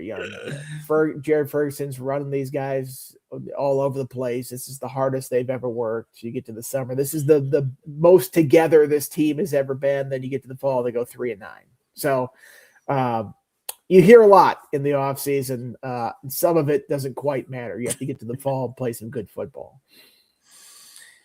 Lou Holtz passed away. You followed college football a long time. I mean, he had an unbelievable career, didn't he? I mean, we keep losing these folks. I mean, I know the natural progression of life, but Lou Holtz was an all-timer, wasn't he? On the field and off the field. He did. As a Minnesotan, there's a sort of there's sort of a strange relationship with Lou Holtz, because I think he was there for a year and then he left for the Notre Dame job. And I think he had it written in his contract specifically that if the Notre Dame job comes open, he could just leave. And it's like, okay, well, you had one eye out the door the entire time you're there. Not that any, Golden Gopher fan can sit there and be like, oh, you left us for Notre Dame. Like everybody would have left that job for Notre Dame. Minnesota was terrible back in the day. So, I mean, legendary coach, got it done. Opinionated guy. Obviously, you see him on the college football shows and stuff later. And I remember, when you're in a position like that, you're a lightning rod for criticism. It's going to happen. So we're at where was it? It was at one of the SEC title games.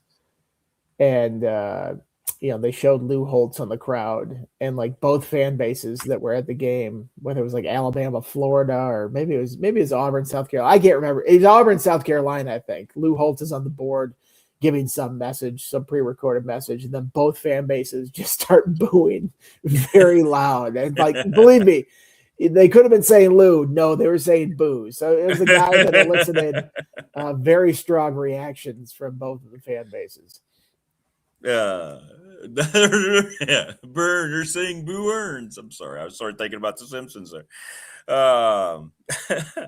All right, we started talking NFL. You're a Vikings guy. We had a lot of people asking, what are your Minnesota Vikings going to do at quarterback?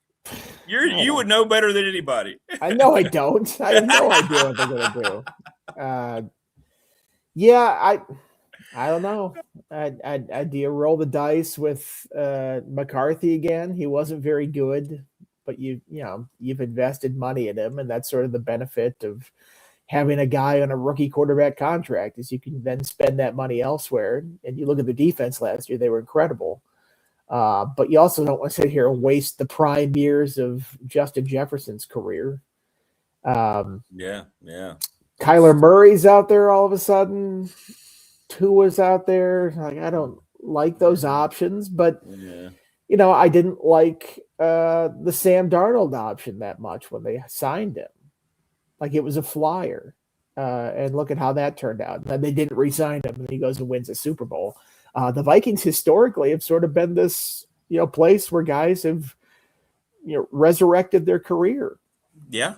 And you go back and Jim McMahon and Warren Moon and Randall Cunningham and Jeff George, Sam Darnold later on. I mean, these guys have come in there and been very productive later in their careers. Brett Favre was good. There. Should have won the Super Bowl that year. Yeah. Throws a stupid pick in New Orleans that still haunts me to this day. But I think you look at the way that coaching staff handles things, and O'Connell and his system. I think he works very well with any kind of quarterback. So career resurrection, it could happen. You look at it, Kyler Murray, it didn't work out in Arizona, but I think you put him in that coaching staff in that situation, I think he could actually put up some pretty good numbers with the Vikings. So maybe something to watch. We'll see. Yeah, we'll find out. Well, this time of year, it's just kind of like the who we don't know about what's going on with college football. The NFL is going to be a lot of movement and shaking going on. So what are you going to be focused on now after you get I know you're writing articles about the coaches and so forth. Yeah, well, I think I got 7 articles. Oh, wow. The other day. Sweet. So, I talked to 6 different assistant coaches, and then Chuck Losey. No L in that. Chuck Losey, the strength coach. So I think I can pull a story out of each one of those. Didn't get the Fontel Mines, didn't get the Matt Moore, but they've been around here, so kind of familiar with them already. And, that'll cover 2 weeks here.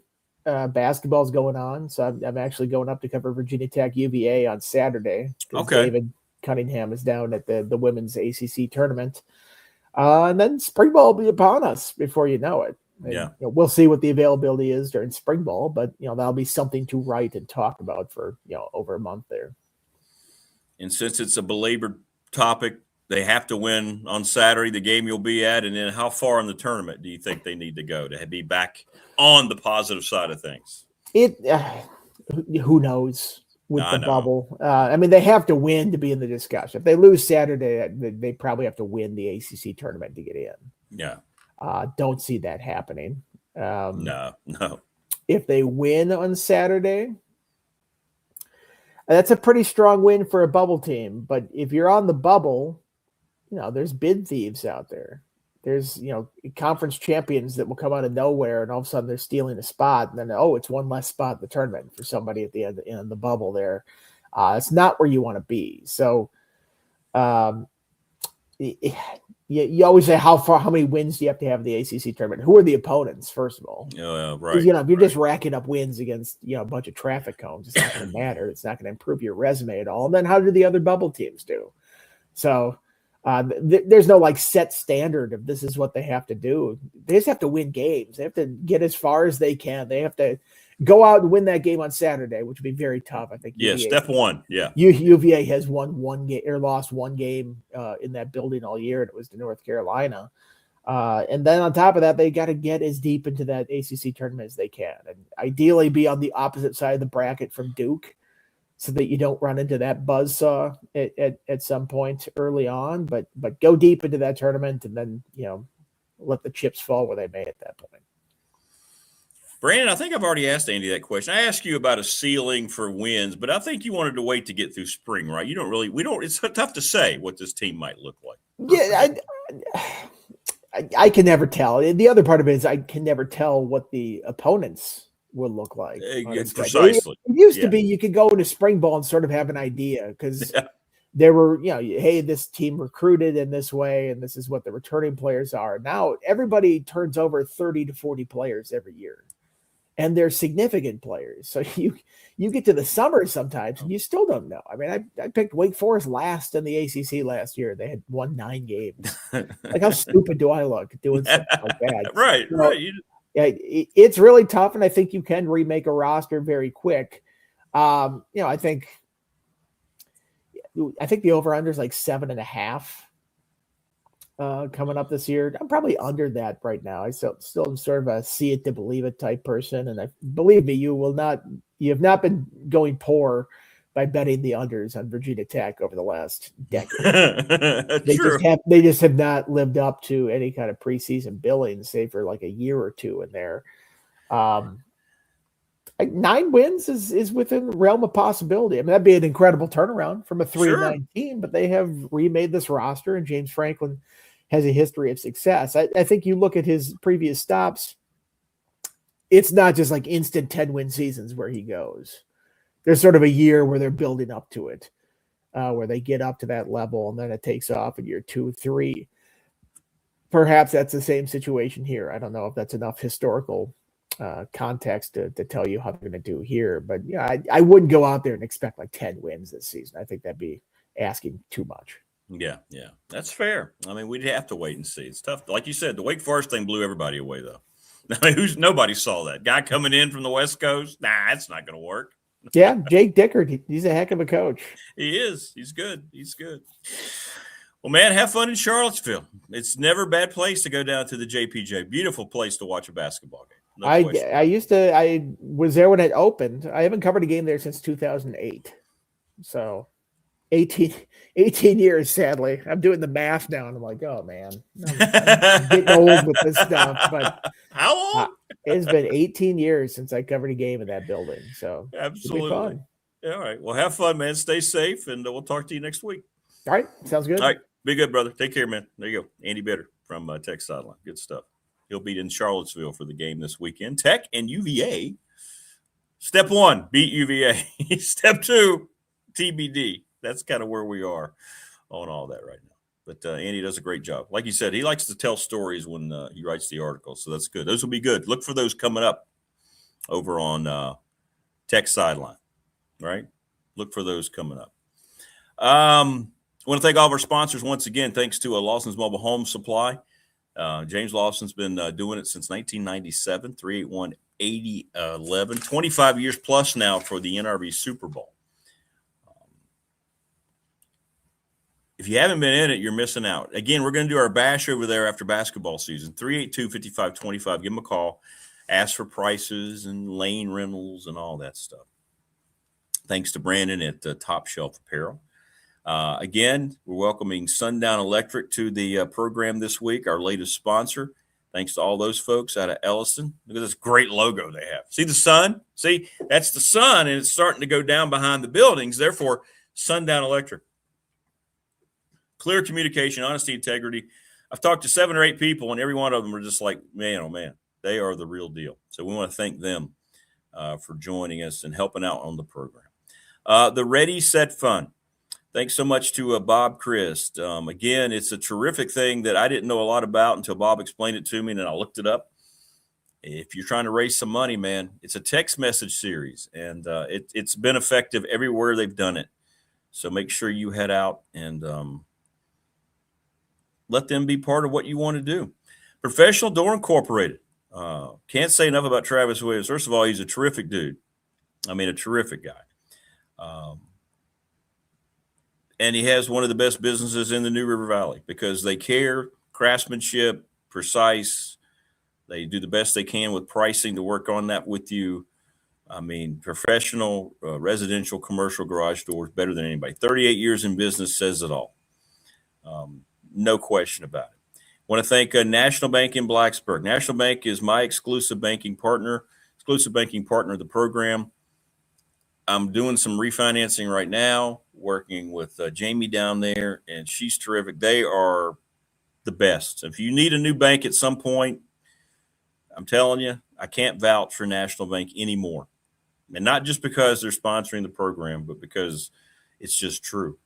The attorney Ryan Pry in Radford, 701 West Main Street in Radford. My own attorney, Richie Davis, says that Ryan's the best in the trust and estate planning in the biz. So if you have any questions for him, give him a call. Little River Heating and Air, 1095 Radford Street in Christiansburg, 540-553-2971. Charles Lee, speaking of the best they do, and I used them last year. We just passed the year mark where I was on a basketball trip and lightning. We remember that weird lightning storm last winter? Hit my units, boom, boom, boom. It was terrible. They came, assessed, got it done with homeowners, gave me a great price, and the units have worked great. It saved me money. Pulaski County Sports Entertainment. Stacy Compton's on Monday, and he's going to be a regular part of the program, IHRA. Can't wait for that. Thanks so much to Jonathan Sweet, Tim Miller, the presenting sponsor of this program, and everything that they're doing. And I want to be able to take the show on the road and follow some of the great things we're doing. I want to be out there like for a race, and I think I will. I think I'm going to do that. That's going to happen. We'll figure it out. We'll just figure it out. McClellan Chiropractic, Mark Hunley, right off of Walters Drive, 155 Walters Drive in Christiansburg, Peppers Ferry Road. He's the absolute best. Go see Marco. And Family Fencing, sponsor of our studios here in Reiner. Now I'm going to look like Bane again, according to Wayne. Hey, Buckman, you will fall. Family Fencing, the weather's warm. It's going to be warm for a long time, it looks like. We got daylight savings time going in the positive direction on Sunday. Longer days, you're going to want your yard. You're going to start looking around and going, okay, this is what I'd like done. Give them a call. Give Jason Green a call. They'll come out and assess. It'll be absolutely free. Absolutely free. And so thanks to all of our wonderful sponsors. Couldn't do without you. If you know anybody who wants to help out the program, please send them our way. We would love to have an opportunity to help their business, and it would help me a lot. It was great. It was great. I do, but I've got the shade shut today. Yeah. I thought ahead of time. Yeah, I know. Sun is covering up the different place. So just leave it. But you notice it's not covering up the Rocky Balboa playbill. That is uncoverable.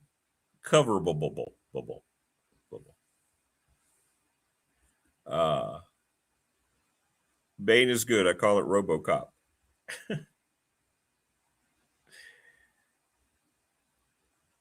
Oh, no, I have not. I got to put that on here. I found a cool poster. Yeah, I got to put that up. Yeah, we'll be mowing sooner than later. But my theory is I never mow before April, and I never mow after October. If you get to November, I'm not mowing. It's not going to be around too much longer anyway. Yeah.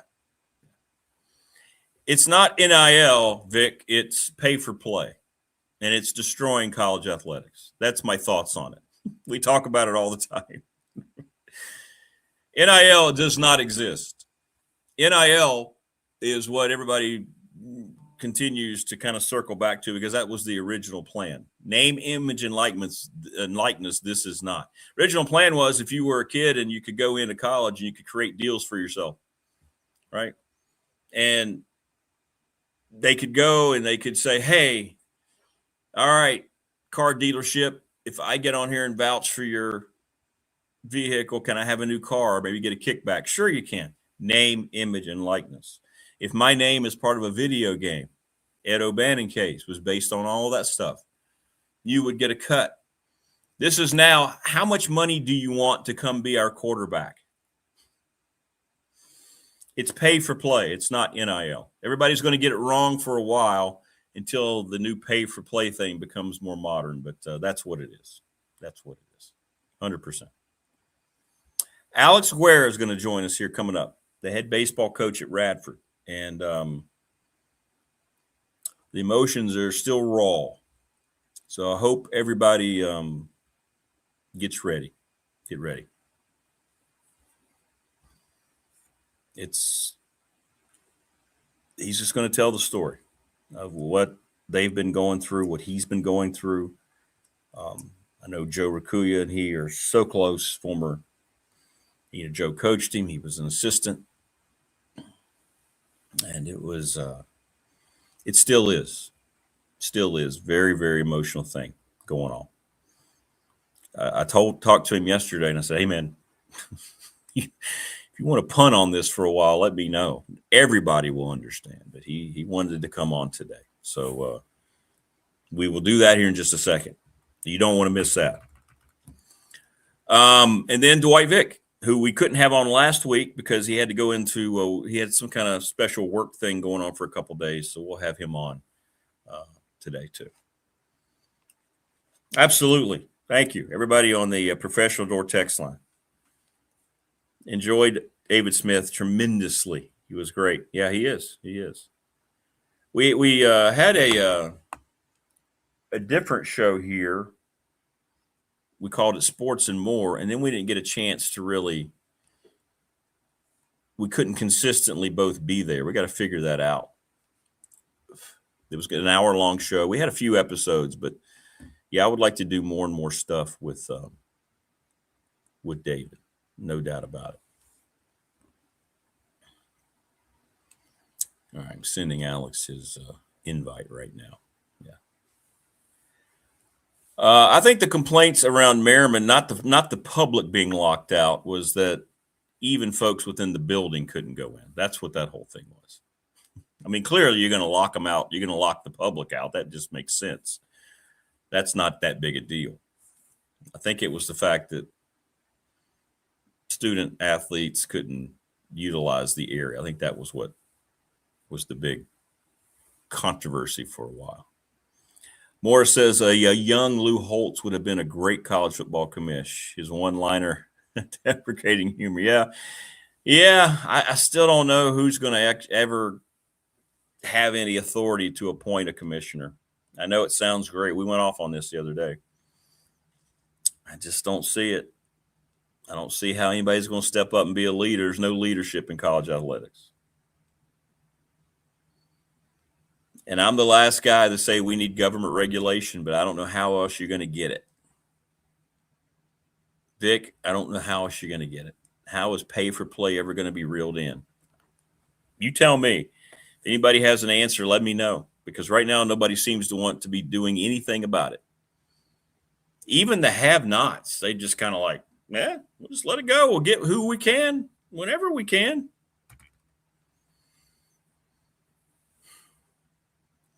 It's easy to say. It's easy for people to say that guy should be the commissioner or Nick Saban. We went through all that. Who's gonna appoint it? Somebody tell me who's going to appoint it, and who's going to have any authority to say, well, he's going to have say over this conference and that conference. Nobody, absolutely nobody, is going to be able to do that. So.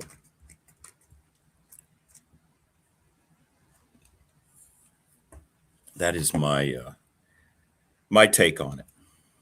But he would have been, and you're right, Morris. You're right. If it would have been somebody who could have appointed somebody, it would have been he would have been a great candidate for it, 100%. All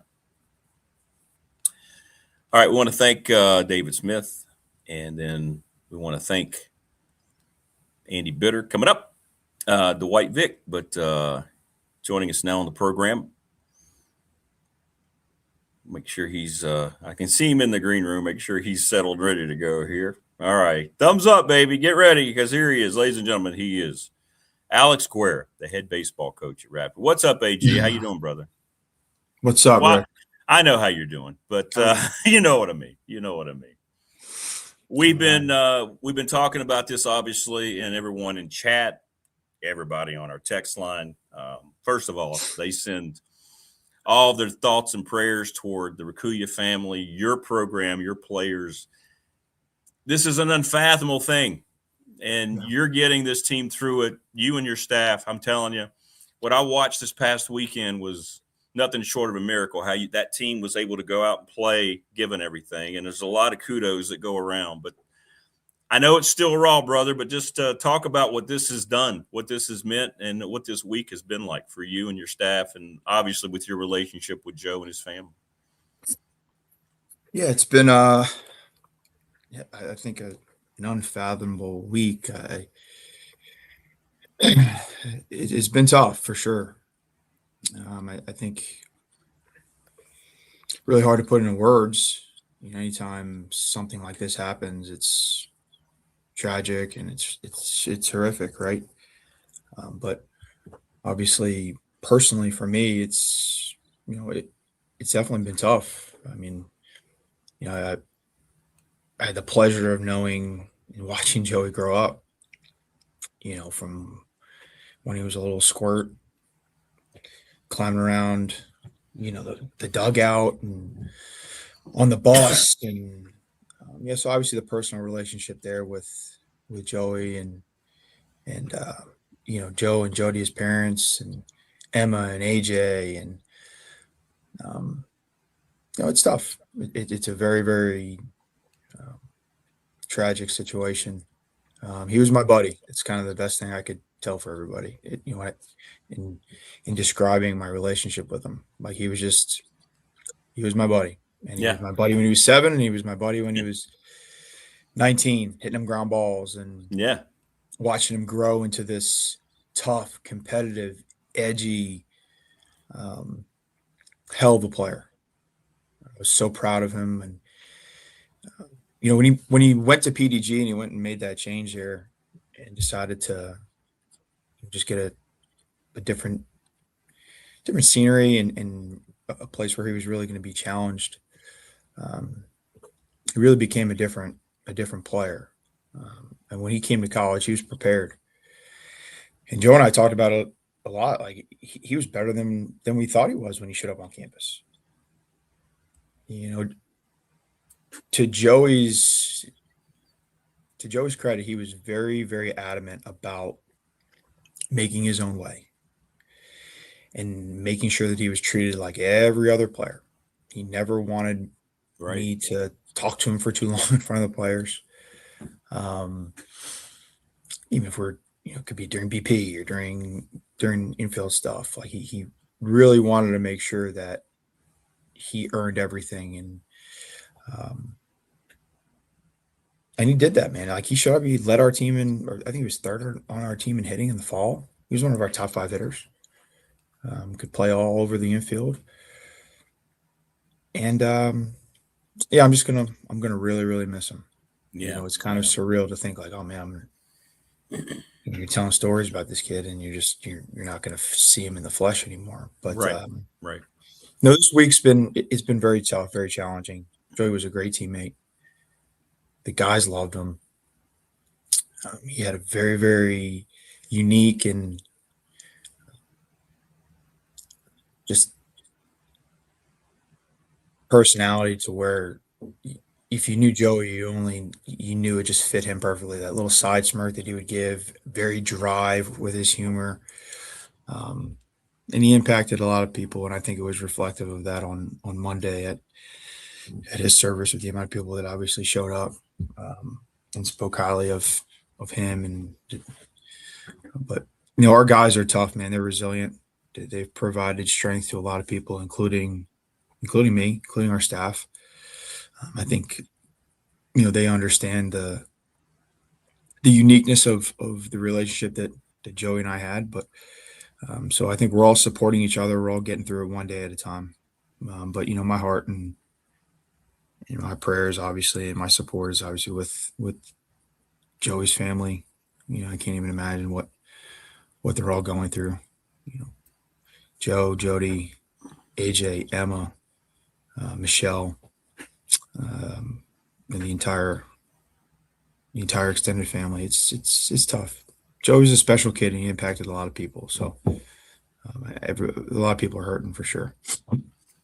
When, of course, your attention immediately had to turn toward your team. And I know you had a great session Thursday in terms of the guys being able to get together. They had counselors available, whatever they needed. And take us into it. I know, and you just said, hey, whatever the guys want to do, we're going to do. If we want to play Bryant, we're going to play Bryant. If we don't want to play Bryant, we're not going to play Bryant. And Bryant was great, just saying, you guys do what you want to do. But talk about how the guys came together when they said, hey, it was I think I heard it was unanimous, right? Guys wanted to go out and play that series last weekend. Yeah.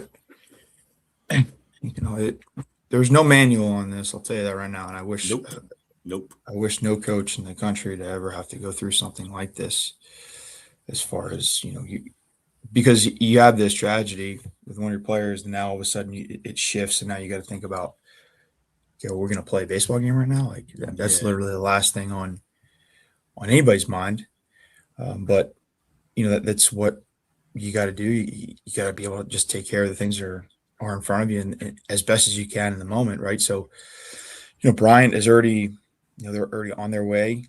They were coming from Clemson. I don't think we could have played a better staff or a better team than Bryant. Ryan Klosterman is a guy that I worked with. I lived with him at UCF for 2 years. Special dude. Was totally sympathetic to the situation and basically was like, hey, man, whatever you guys want to do. If you need to play a game, only 2, whatever it may be. If we need to reorganize the schedule. So we kind of, went into crisis management mode. The first part was telling the team, obviously, on that,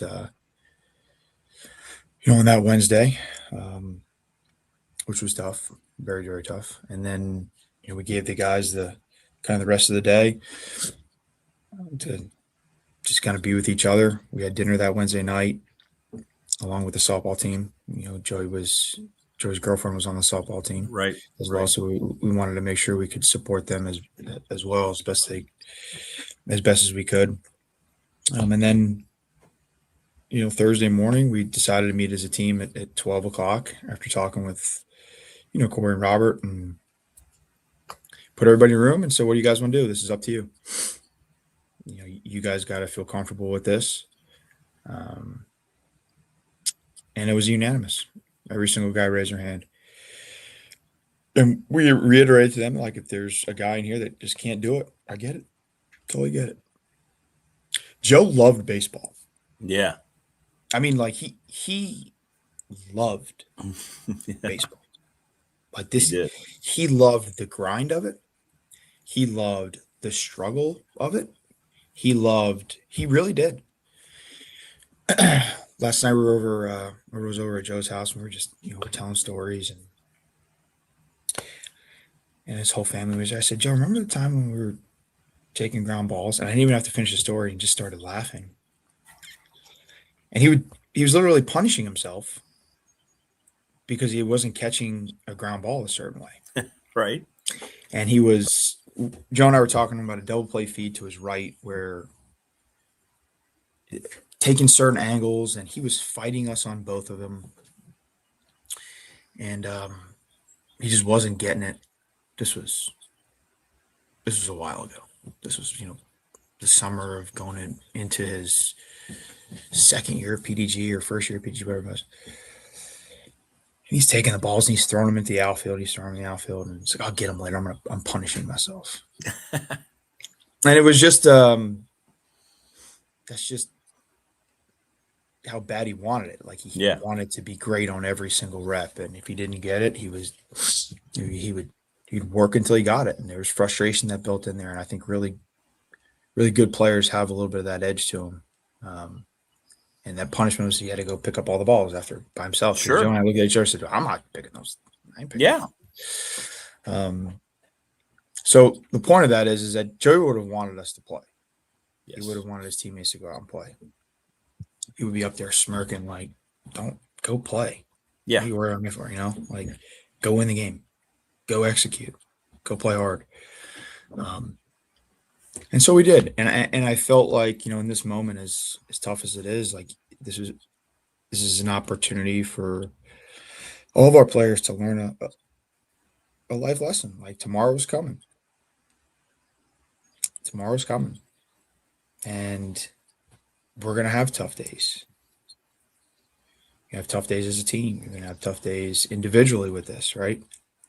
But you just got to keep it one day at a time. You got to stay present in the moment. You got to deal with whatever's in front of you. You got to deal with the emotions that you're going to have in front of you. And know that you got a lot of people that support you and love you and are going to be there for you. Under the circumstances, I thought our administration Everybody on campus was just unbelievable. Robert and Corey they just did a great job supporting our team, getting into crisis management mode.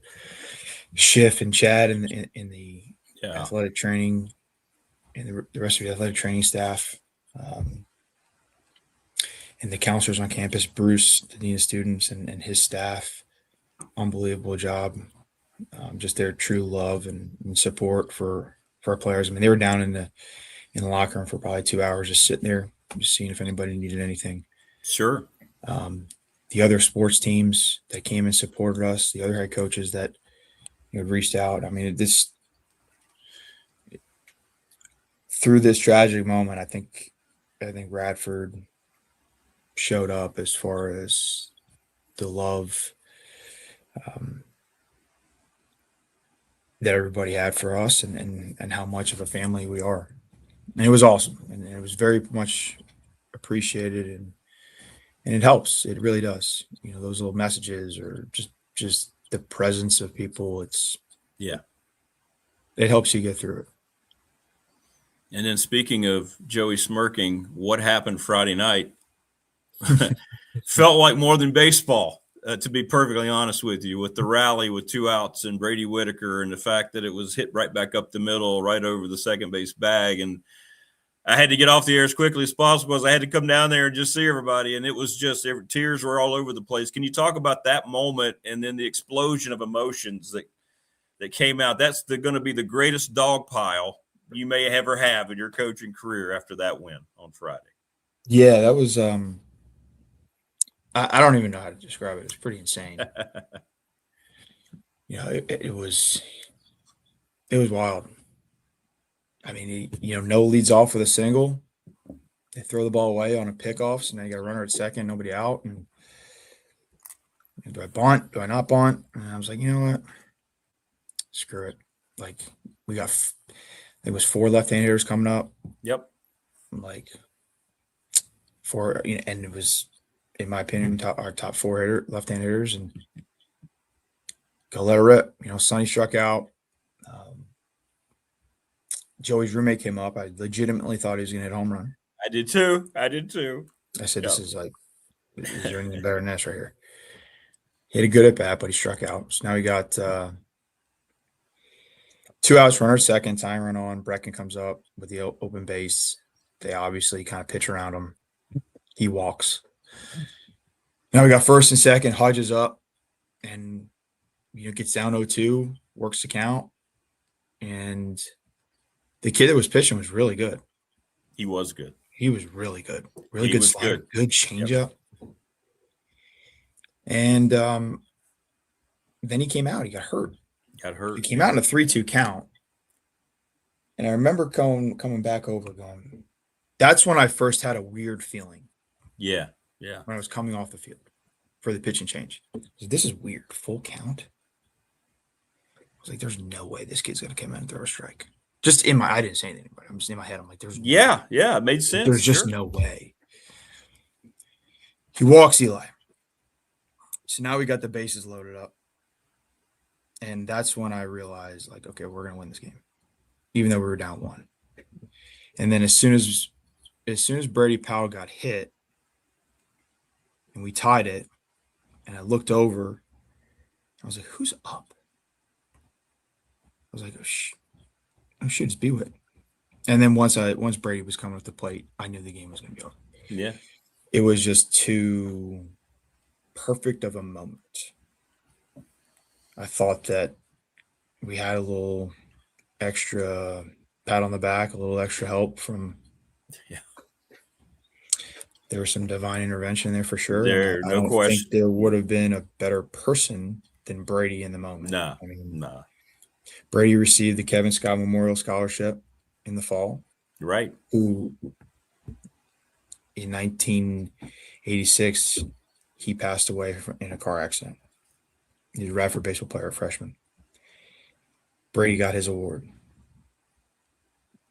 I mean, he's our team chaplain, basically. He runs Bible study every week. If there's a person that the good Lord is going to put in a good position and say, you know what? Go ahead. You're going to be Yeah, it's going to be you. Yeah. I joked with him. I was like, Jesus is hitting, not Brady. He was definitely right. Working and through yeah. And as soon as he hit it, I was just like, I couldn't. I was like, holy crap, we won. And then it was just euphoria. Yeah, it really was. It was just you wanted to like really truly celebrate, right? But then it's like you quickly, like I was obviously happy we won, but I was just so like unbelievably, I couldn't believe the moment. Like it was just, there's no way that just happened type of thing. I think that was what we were kind of celebrating. We were celebrating the fact that like Joey was with us. Yes. The fact that we won. Like Joey like definitely was there guiding us and helping us. And you just felt that eerie presence of something else there. No doubt. I don't know really how to describe it. And then you just quickly, but the other part of it, of him not being here, obviously it quickly resets back in your head. But for that moment, for those guys to be able to experience that was awesome. It was. I think the battery just kind of ran out a little bit for the next 2 days. I don't think we executed very well by any means, but that happens. I mean, it is what it is. Absolutely. Yeah. How's it gone this week now as you try to get them ready to play, big series coming up this weekend? You got a couple opponents, and Western Carolina just beat Georgia yesterday. I mean, you got another good competition level, but how unbelievable. What a game. Yeah. I know. How about that? What a game last night. Yeah, this week's been better than what we had originally scheduled. We were going to go to West Virginia on Tuesday, Wednesday. And we had Joey's service obviously on Monday. And It was raining, and we were originally scheduled to, before this trip, we were going to leave in the morning, or before everything had gone down. But Joey's service, we were going to leave at 8:30 after. And I was just sitting there, and I was like, man, I don't really love the weather right now. When we talked to them over there, and they wanted to kind of move the game up or move it back, and we couldn't move it back. But I did not want to leave at night, so it started out as the weather. And I was okay. Well, let's leave at 6 a.m. And I was talking to Corey and Schiff about it. In the video room, we were going back and forth, and I was like, all right, well, let's just change the bus to 6 a.m. on Tuesday. And I had this hangnail on my finger. I just kept ripping it. I kept bleeding, and so I went in there with Schiff, and I looked at him and I said, "Schiff, like, what are we doing?" He goes, "I have no idea." And Schiff's kind of like my Tom Hagen to Hagen to my Al Pacino. Sure. Al Pacino. So he'll hit me straight. So when Schiff says, "Yeah, I don't know," that's when I realized. I said, "We're canceling." And he looked and said, "I think that's a great idea." So I called him up. I said, "Listen, man, we're not coming. I just think this is too much. I'm not. I wanted to play. Initially you look at it. You go into coach mode. Like, okay, well, sure, we've got the weather. What can we do differently? Let's try to get these games in." I told Bewit the next day, I was like, "Hey man, I'm sorry. We couldn't give you the opportunity to play West Virginia, because obviously he's from there, and I know that would have been a huge full circle moment for him to be able to play on that field against him.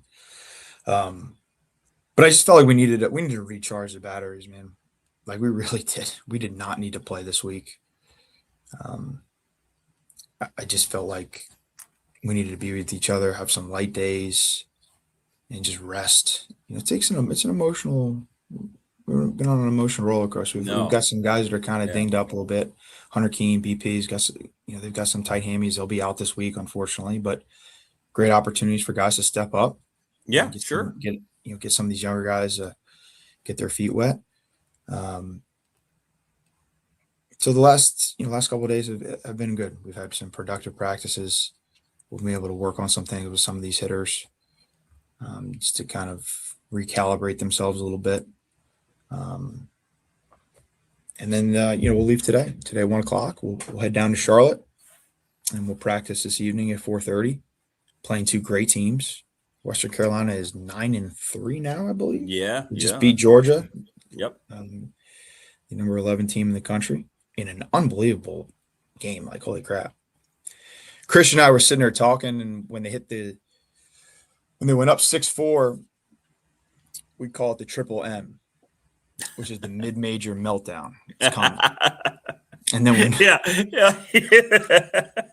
I mean, that reliever's not going to hold the lead, is he? Yeah. We watch these things enough, right? Like every week you see like a mid-major team that has they've got the lead, and it's like you're on a roller coaster, and you're just like, hang on, big guy. Like just hang on. So Georgia hit the grand slam in the bottom of the 8th. And then we were texting like, here it is. Unbelievable. And then I turned it off. I was at the office because Heather and I were going over to my parents' house for dinner. And I got home and I was like, let me just see what the score is real quick. And I turned it on. This is no joke. I turned it on, and it was a 1-2 count, and they had the bases loaded, and they threw a breaking ball, and a kid hit the grand slam for Western to go up. And then the way that the bottom of the 9th had finished up was, to finish it up on replay. But, between them and Charlotte, those are two really good teams. Both teams that are pretty offensive. So obviously we've got our work cut out for us. I think it's a great challenge, especially for our pitching staff, to be able to face some of these lineups and sure, absolutely, get us prepared for next week when we open up conference play. So I think being on the field right now is our safe haven. I think it's a good opportunity for us to kind of get out and take our mind off it a little bit. Well, there's no doubt about it. And kudos to you and your staff, my friend. I mean, like you said, there's no manual. For any of this, but you've seen these guys through this to this point, and you're right. Getting on this bus and heading back down, any sense of normal, that's going to be the most normal thing they've had for a whole 8 days. So for sure, it'll be a good thing for them. So we'll change the scenery will be good for him as well. Yeah. Get out of town. Yep. Well, brother, thanks for jumping on, man. That you guys are in our thoughts and prayers, this community here on the show. Everybody is with you. And I told you yesterday, I know it sounds like an empty thing, but if there's ever anything I can do or anybody can do, just let us know. We'll do it. We'll be there for you. So, yeah. No, I appreciate it. Thank you, everybody, for your thoughts, prayers, messages. It means a lot. And appreciate everybody's support. And appreciate you, Rick. Thanks, man. No, thanks for jumping on, man. You guys be safe, and best of luck this weekend. Thank you very much. Appreciate it, buddy. All right, man. Take care, brother. There you go. Joe Rakuya.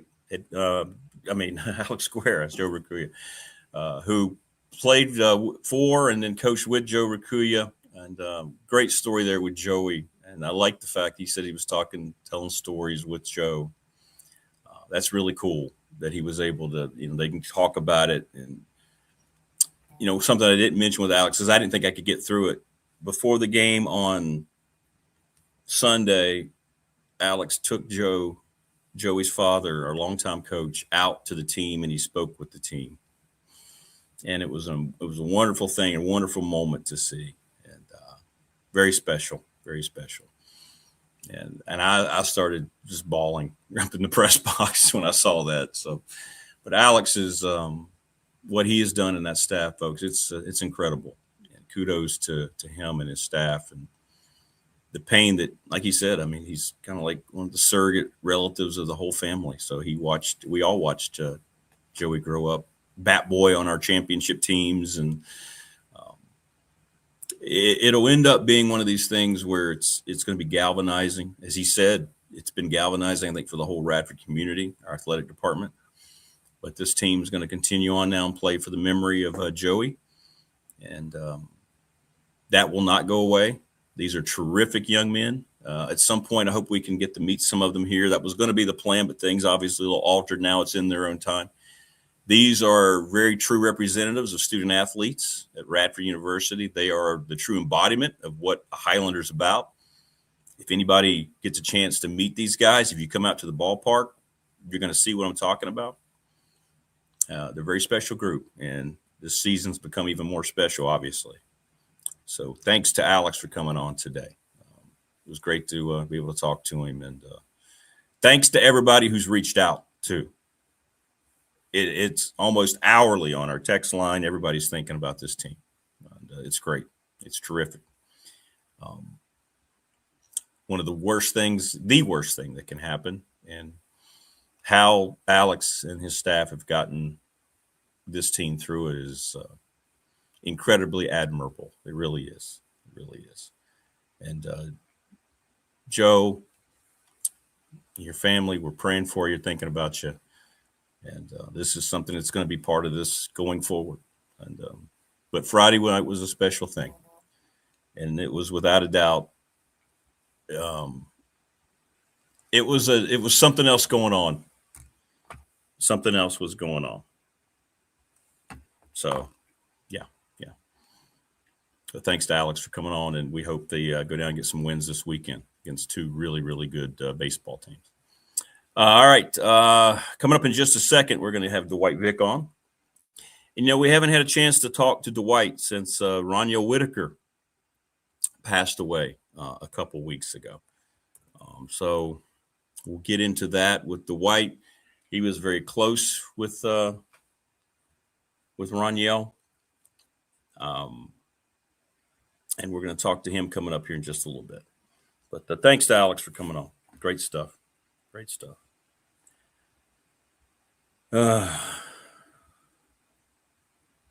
Trying to answer some of these. I'm getting a lot of text messages. People really enjoyed that conversation. So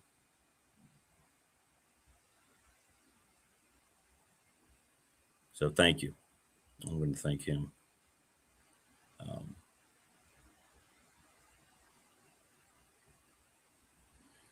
All right. Segueing into Dwight here when he jumps on. Hit us up in the McClellan Chiropractor chat room. Those continue to chime in on our professional door text line. Yeah, go get a win in Charlotte, indeed. Two good teams. Charlotte's really good. Western Carolina just beat Georgia last night. But he's right. Getting the team out of town probably is going to help. Any little thing to help. And getting them on the field, that's their haven, man. That's why they wanted to play this weekend. So, no question. And the other part of it is Joey would have been very angry if they decided not to play. What do you mean you're not playing baseball? Of course you're going to play baseball.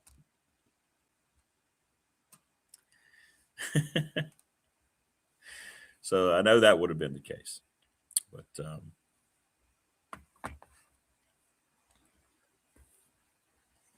I don't know. I mean, there's no words you can say. There's nothing you can do. You just get through each day. The next day's coming, as he said.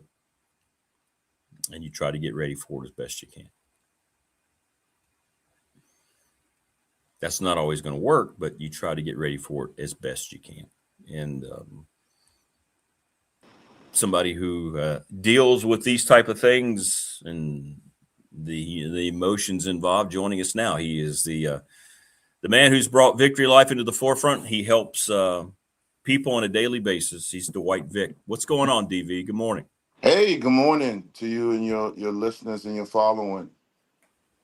Well, it's good to have you. It's good to have you. Hey, I want to talk about Roniel here in just a second. Obviously, I didn't get a chance to talk with you last week. But, what's happened at Radford University with our baseball program when you lose a student athlete. Have you ever had to deal with that? Is that something that you've had to talk to an athletics community about, or coaches and so forth? I mean, is that something that has come into your wheelhouse?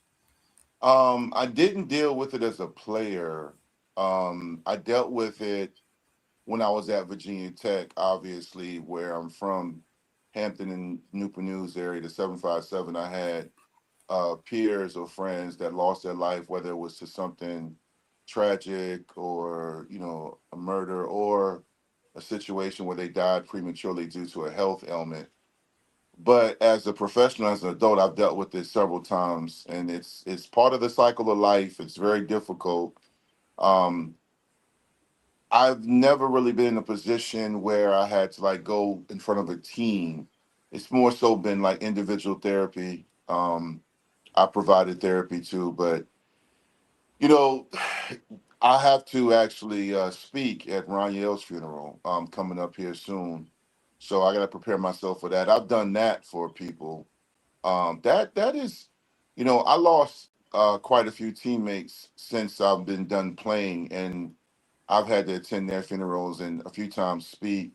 When you lose somebody or when there's a tragedy, there is no healing process as far as words are concerned that are going to make someone feel better for that moment. It just takes time. It's no different from um, when you go through something disappointing when there's a loss, right? Whether it's a divorce or your parents are divorcing, or it's a situation in which you just aren't yourself. When you lose someone, you just have to just go through the process of you go at your own pace, right? So for some people, they can lose somebody and go right back to work, right?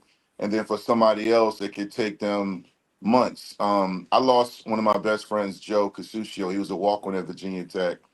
I lost him in 2005. That's over 21 years ago, and I still miss him, and I think about him often. Um, my condolences to the Radford University school, and everyone involved in this. I know it's extremely difficult. Um, I pray for all those guys, women, men, everybody involved, because it's hard. Like that's the hard part when you're young, is that you feel like you have your whole life ahead of you, and you have a sense of innocence, and then you realize through your journey of life that it's not promised to anybody. So that's why I teach mindfulness, being in the moment, being able to experience and not lose sight of the bigger picture, not get consumed with all the negatives we can find out in this world. But you have to stay aware, but you also have to um, create positivity and positive vibes and energy in your own life, so you don't be overwhelmed by that, because eventually you're going to have to deal with that, right? So if that makes sense to you, what I'm saying, but that's kind of how I've dealt with it, and also helped others deal with it. No, it's well said. It's well said. I think it's terrific advice. And yeah, any little thing like that, is good. Is good. All right. Well, let's talk about what you've been dealing with, and many people in the tech community with Ronyo Whitaker. I know you've been showing clips and things of that nature. And I mean, how did that hit you, man, when you got the news about Ronyo and his passing? 2 weeks ago, I was headed to Alexandria, Virginia. As you all know, I live in Northern Virginia, by way of the 757, and I was going to see my youngest daughter play a volleyball tournament at St. James, and I'm in a Virginia Tech football group chat with a ton of former players from the 90s, late 90s and 2000s, and I parked my car in the St. James parking lot. I grabbed my work bag. Just to take you back, it was the day Duke and Michigan were playing in that big showcase up here in D.C. I almost went to that game, but my daughter had a volleyball tournament, and my wife was down at Charlotte to see my son at Wingate. And I parked the car, and I just put my bag over my shoulders, and I'm walking, and I get an alert, and I look down, and it says, "Rest in peace, Ronyo Whitaker." And I was like, what the? I was like, these guys are trolling. I thought it might have been something where they were showing an old clip of, something he did. And then I saw the prayer emojis and the broken heart. And I'm like, wait a minute, what? So I literally sit on the steps. It's kind of cold outside. I sit on the steps and I'm looking and I'm like, this cannot be real. The shock overwhelmed me. Mind you, I got to go into a building and watch my daughter play and deal with other parents and people looking at me. So I'm literally fighting back tears. I'm also shocked. He's only 46 years old, a few years younger than me. So I know I don't, he's someone I love. We're close. I didn't really know of anything he was dealing with. So the first thing is what happened, right? And then you don't want to speculate. And then I'm sitting there processing it. And then I later found out that it was from, a brain aneurysm. His family found him in a car outside. I don't know where they found him at. I don't want to speculate, but I just immediately went into kind of like notifying a few people who may not know. I did talk to text Coach Foster and Brian Steinspring. I know Steinspring was in charge of the recruiting the Taiwood area. He recruited Ron Yale, and Bud Foster coached him. So I hit those guys up immediately, and they were just shocked and overwhelmed with emotion as I was.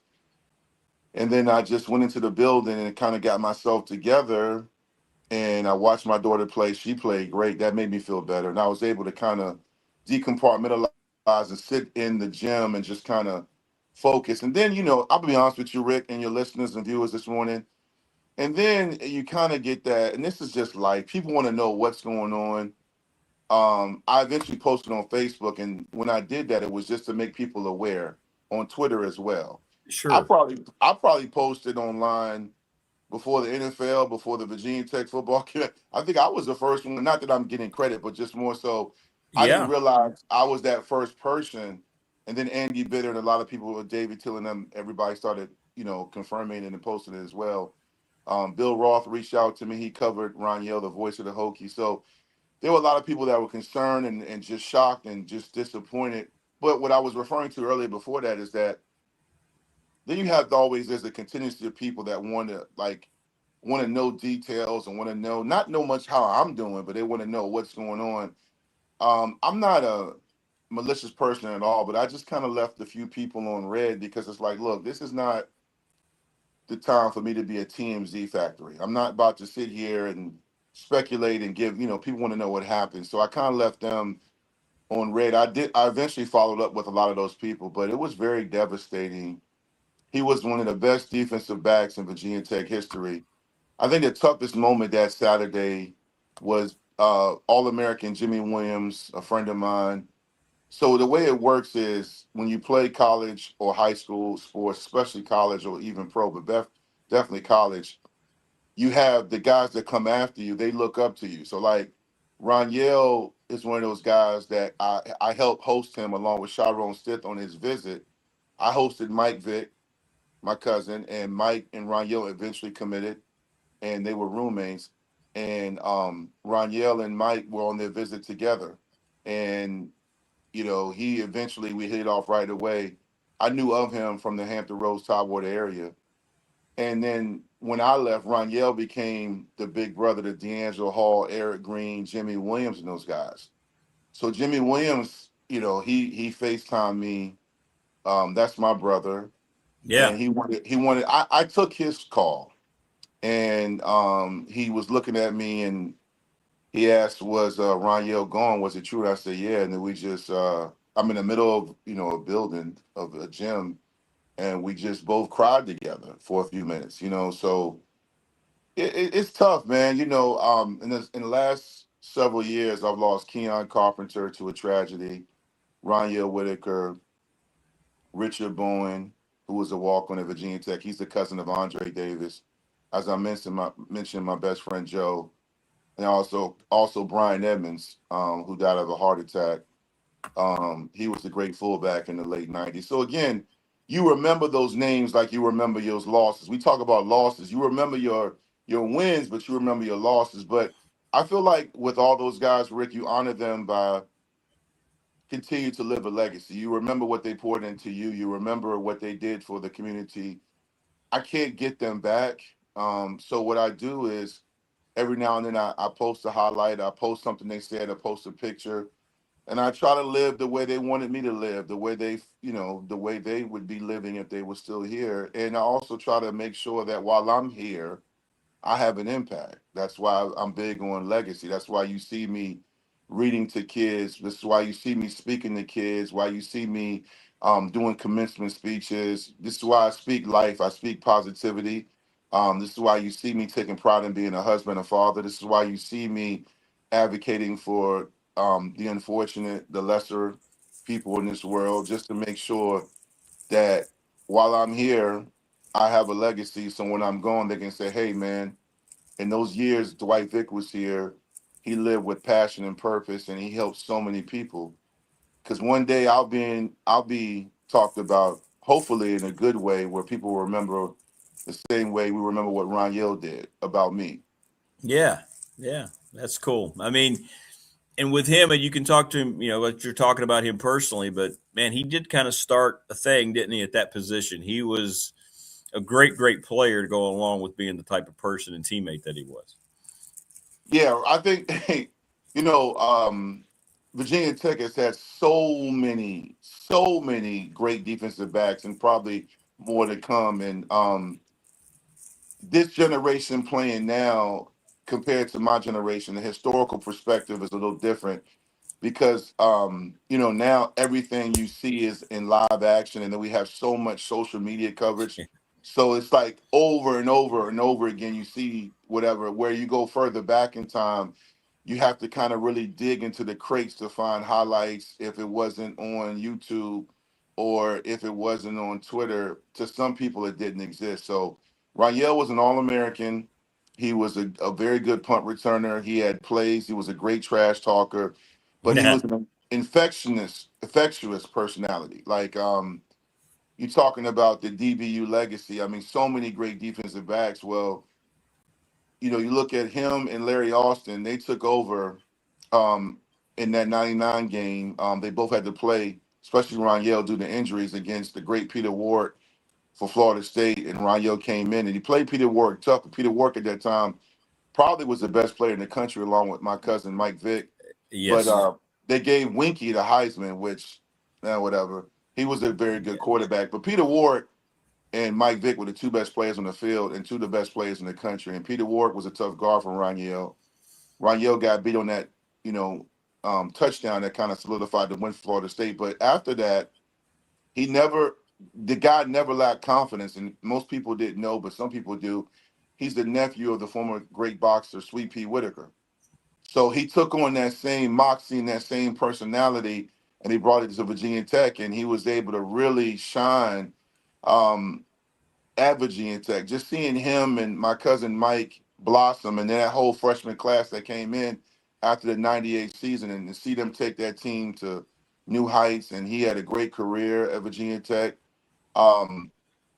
He personified Norfolk. He's from Norfolk, Virginia, Youngs Park, a very tough neighborhood that a lot of people stay away from, but he took pride in being from there. And I remember he was on my podcast. He's been on my podcast a couple of times, and he told me a story when I did his own individual interview on the Victory Life Legacy Spotlight. He talked about how he chose Virginia Tech because his grandmother, who raised him, his family really loved Stein Spring and Coach Kavanaugh and those guys. And Beamer and Stein Spring and company were not afraid to go into Youngs Park. He said there were certain schools, including Notre Dame and other schools, who were afraid to go into his neighborhood and his community. And it doesn't surprise me because Mike grew up in Eastern Newport News, the bottom, as we call it. And he talked about how Coach Kavanaugh, Beamer, and them were in his neighborhood and bustle late at night. And that's cool. If you ever been down there, if you ever understand how Youngs Park and Eastern Newport News are, it doesn't mean you couldn't go down there, Rick. But most people are uncomfortable if you go in a place and you're looking around like, man, what's going on? Kind of like when, for my old heads watching National Lampoon's Vacation, in the first one when Chevy Chase was lost, that kind of neighborhood. When Chevy Chase was lost and looking for directions. Roll them up. Yep. But yeah, man, Raniel was full of life, man. He was he was the kind of friend that would check on you, get a message from you. He always called me big fella. He always like, big fella, big fella. That's what they called me, man. That was my nickname that he gave me. But he's only one that called me that. But he was a young guy, but an old soul. But anyway, man, I'm honored to call him my brother, teammate, and friend, and I'm honored that we're going to celebrate his life here coming up soon. Well, and you're dedicated to legacy, and you're going to make sure his legacy is always remembered. So that's great, man. And so will the Tech community. No one's going to forget Ronyo Whitaker. That guy. No one.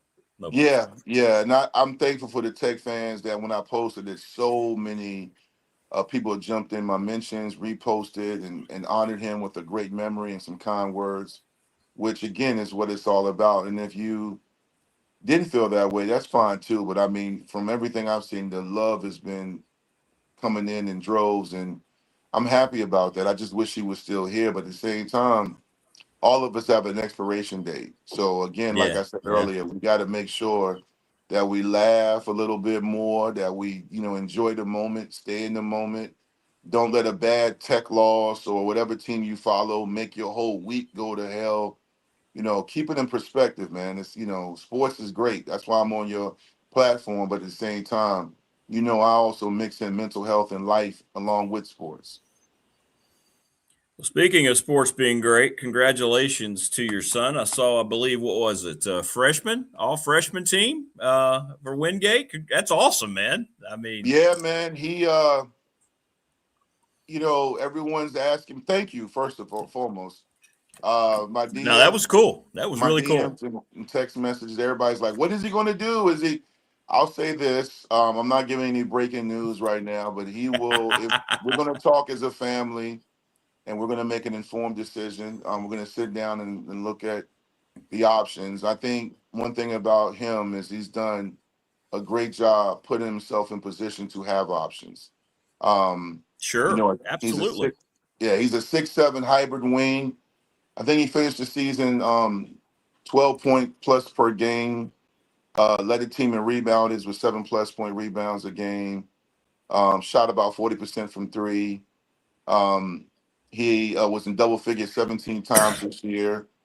And I mean, he set his freshman scoring record, as I mentioned. I mean, he's special. I mean, I'm about to post some highlights here soon. I watched the game. They played the nationally ranked team, Anderson. I think it's top 5, top 4 in the country. Anderson's good. They're 26-2, and Wingate was the AC last night, and Anderson was number 1. They lost. They had a chance to tie at the buzzer to go into overtime off a missed free throw, and they didn't make it. And Anderson is deserving of winning. They got a great freshman too, kid named Wright that was freshman of the year. Only 3 players made the all freshman team, so it's a great accomplishment by Zay. He was given the defensive player of the year all that he could handle last night. It was cool to see that a freshman was given the senior the business. It's also cool to have a Vic that's playing basketball. So much of our family, so many of us, man. Myself, Mike, Marcus, and there's a kid named my cousin Tyree Diggs who's at Norfolk State, a running back from Phoebus. My nephew, he's a Fisher, but also a Vic.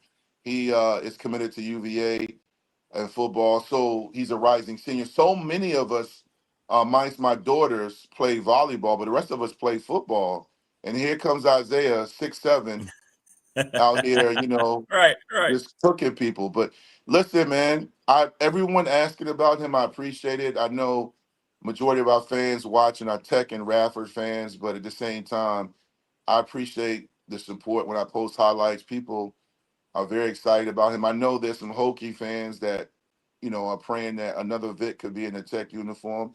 Look, we'll see. I mean, you never know what the future holds. That's the cool thing about life, Rick, is like, several years ago, we didn't know each other. I only knew of you. And next thing you know, I'm on your show every Thursday morning. We become great friends. And, that's the beauty. You never know what this journey is going to take us. It's kind of cool, man. Yeah, you're right. You're right. Well, you're right. He's earned it, whatever's going to come his way next. And I've made sure not to ask because I know what process is likely happening now. But he's been terrific. I've seen some of the other highlights. The thing impresses me, too, he wants to play defense. I mean, he's reaching in. I mean, he's a guy And that's so important. We don't see that very often from young players, but you can tell he takes pride in getting in his defensive stance, and that end of the floor means as much to him as the other. So, Rick, thank you for saying that. Thank you. You've done your scouting report. I know. I was So watching thank closely. you. So, he's a bucket. He can get buckets and does, but since I coached him before he played for other coaches, he's always been a great defender. I think he had a bunch of blocks this year. He has the high school record at Patriot High School for 10 blocks in the game. He always, even when he was young, I would put him on the best offensive player. He can guard, he can defend. He can guard, yep. And I'm because people will look at somebody, and it's just the nature of the game right now with high school, college, and pro is, how many buckets, what's this average? I'm telling you, he can play defense. He played against a kid that's at Kansas right now, their star freshman. He played against him in high school on the AAU circuit. He's played against some of the best players in the country. He's played against Nate and Mint 4 times in high school and in AAU. They were teammates for a year. And he's played against Cam Ward. He got the MVP against Cam Ward, who's starting at Michigan State or playing a lot. Isaiah gave him 21-9 and 5. And then he played against Jordan Scott. Isaiah did twice. They split. Jordan got the better of him in the state championship game. But when he played Jordan Scott against him in the regular season, he had 17, 7, and 7, a near triple-double. So being in the D.C. area and being in Virginia, in high school and even in college, he's played against some of the better players in the country. So I think people don't realize that because they he went Division II. I don't think people realize that he had a ton of D1 interest. But with the portal now, and I know you know this, Rick, but to people that don't realize, a lot of guys that are highly ranked or really good, they will go a lower level first because that's their best option. And then the way it works is college coaches, they're not going to high school unless you're at a Paul the Sixth or you're highly ranked. They're going to the portal, prep schools, and JUCO to get their up and coming players. So we trusted the process. And one thing about our family, we come from humble beginnings. We don't get caught up in trying to, they're sleeping on us and man, they're haters or who are these idiots, coach? Man, look. Right. Very few people play college gymnastics, college baseball, college football, college basketball, and so on and so on. So whatever level, D1, D2, D3, you better cherish it because most guys and women don't get a chance to play. They don't get that. How many people watching your show were very good in high school or good on varsity that didn't get an opportunity? Absolutely. And also, too, think about all the people that get to some of these Power 4 schools and they come in highly touted and they do their letter and sign it and pull out the hat. And then they get there. And then for the first 2 years, they're like this. Yeah, go guys. They're not even on the field. They're not on the court. They just sitting there clapping, drinking Gatorade, and then they in the portal after 2 years. So you go. My message this morning. Here's my public service announcement to all the youngins that may see this reel. Go where you're going to be appreciated and where you're going to play. Don't get caught up with oh man, I want to go play in the ACC. I want to play in the Atlantic 10. That's great. But if you're waiting for VCU or Virginia Tech to call you and they go after another kid, that's fine. Go somewhere where you're going to go play and put in that work, man. Because my dad told me when I was 9 years old, when I started to become an athlete, he said, if you're good or even great, they will find you. Yeah, right. The and you right go to that lower level. Absolutely. Yeah. You go to that lower level, if you will, and then you have a great year and people go, all right, now he's stepped up. Now it's time for to go. Now he can go, all right, now I know if I go up to the P4 level, whatever it might be, I'm going to be playing. They want me now. So, it's smart. Yeah. It's smart. Absolutely. Mm-hmm. Yeah. Well, that's cool. I can't wait to see the reveal when it happens. We should do it on the show. We should have the Dwight Vick, the Isaiah Vick. Well, Isaiah, even though his dad gets paid a lot of money to talk and share his thoughts and get on all these stages, Isaiah he embraces attention, but he doesn't do all this stuff like I do. Yep. Again, he's not afraid of the moment, though. I mean, they called up the play last night for him to take the game winner. And he drove. He felt he got fouled, but the defender from the weak side came over and helped and blocked the shot. So for the coaching staff to draw a game winner for a true freshman says a lot. He led all scores with 22 points, had 5 boards, 3 assists. So again, I mean, he shot 50% from the field. So I'm proud of his effort, man. I'm proud of all my kids. I'm proud of the kids I've coached myself. I mean, people don't realize, and they may forget, I've coached a lot of kids that are playing high-level football and basketball on the collegiate level, even have a few pros. Tim Settle's a guy I mentored and coached. Greg Stroman is a guy that played on my 7 team. So I've been around the game a long time in multiple sports. So people always ask, why did I decide to coach college? Because I'd rather be on Rick's show and run my mouth on Twitter. I like that answer. I love that answer. I can't coach and run my mouth on X. I can't do both, Rick. No, I know. But the bottom line is, what it looks like, and people respect that. So when you're talking about it, they're like, "Well, Dwight knows what he's talking about." Hey, listen. I got a kid. I got a kid that's at Harvard right now. He's a sophomore. I coached him for 5-6 years in AAU basketball, and he is a 1,000-point scorer in high school. His name is Tay Barber. He's a sophomore at Harvard. He's killing it, and they got the Ivy League tournament coming up. But he's a kid. His mom called me. We're close. She said, if you say something, she's in Disneyland right now or wherever, Disney World in Florida. I don't know which one it is, but she's in Disney. And she said her and her sisters were talking. And she said, I told my sisters, if Dwight Vick says it, you better believe it. That's right. I told her when her son was 8 years old, he was going to be a phenomenal basketball player. So I only speak what I know. If we were talking electrical engineering, I wouldn't even be on your show. No. You and I just be sitting here going, I don't know. Lights are on. Does that mean? No doubt. Absolutely. Well, that's great stuff. Well, congratulations on all that. And thanks for sharing your thoughts on Roniel. And I'll pass along your well wishes to Coach Guerra and the baseball team, too. That kind of thing means a lot, man. It does. Yeah, it does. And Radford, when I was at Virginia Tech, was our sister school, so to speak, because my girlfriend at the time, not my wife, but my girlfriend at that time was a freshman at Radford when I was a freshman at Tech. And I spent a lot of time at Radford University. And it's a great school, great community. I mean, like Virginia Tech has grown a lot. I really did enjoy my time hanging out over there.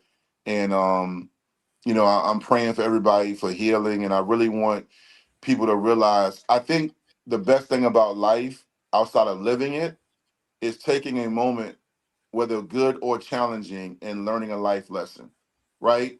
Like learn a life lesson. When I say learn from this, when you're seeing something like this happen, don't just hug your family member tighter or text somebody. Make sure you resolve any issues you have with people. Life is too short to hold on to these grudges and not be able to forgive and not be able to move forward. Like there's things that have been done to me throughout my life. And when I was younger, even as I've gotten older, I struggle with it because I'm like, man, that really bothered me. I can't believe I was betrayed. But that stuff really does weigh on you. While if you think about it, the other person's moved on. They're not even thinking about it. So, I know I'm preaching a little bit this morning, but I'm just trying to make sure I bring home the point of, let it go, and move on and just enjoy it the best, right? We're in 2026. I remember being at Virginia Tech in 1996, Rick. I remember playing in the Orange Bowl. I remember driving around Christiansburg. I remember the sweet tea at Hardee's that had me like high, right? You know what I'm saying? But at the same time, that's how fast life goes. So enjoy it, right? Enjoy it. But let's also have fun. Let's keep debating and talking about how many wins Tech's going to get this fall. That right? Let's enjoy that too. Absolutely, yeah. That's the fun part. That's the fun stuff. All right, brother. Well, listen. Have a great weekend. Tell congrats to Isaiah from us here on the program as well. That's great. I appreciate you. Thank you. I definitely will. And thank you to all that support Big Dog Sports Talk. This is a great platform. Thank you, Rick, for allowing me to share my insight, man. And everybody watching, I appreciate you We appreciate it. So, thank y'all. I wouldn't want to do it without you, brother. You know that. You know that. So Salute. Take care. All right, man. Y'all stay safe. Have a great weekend. Take care. Good. All right, great stuff there from Dwight. Wow. I'll take that endorsement, huh? He's a great man. He's just a great human being. Right? Hell of a football player.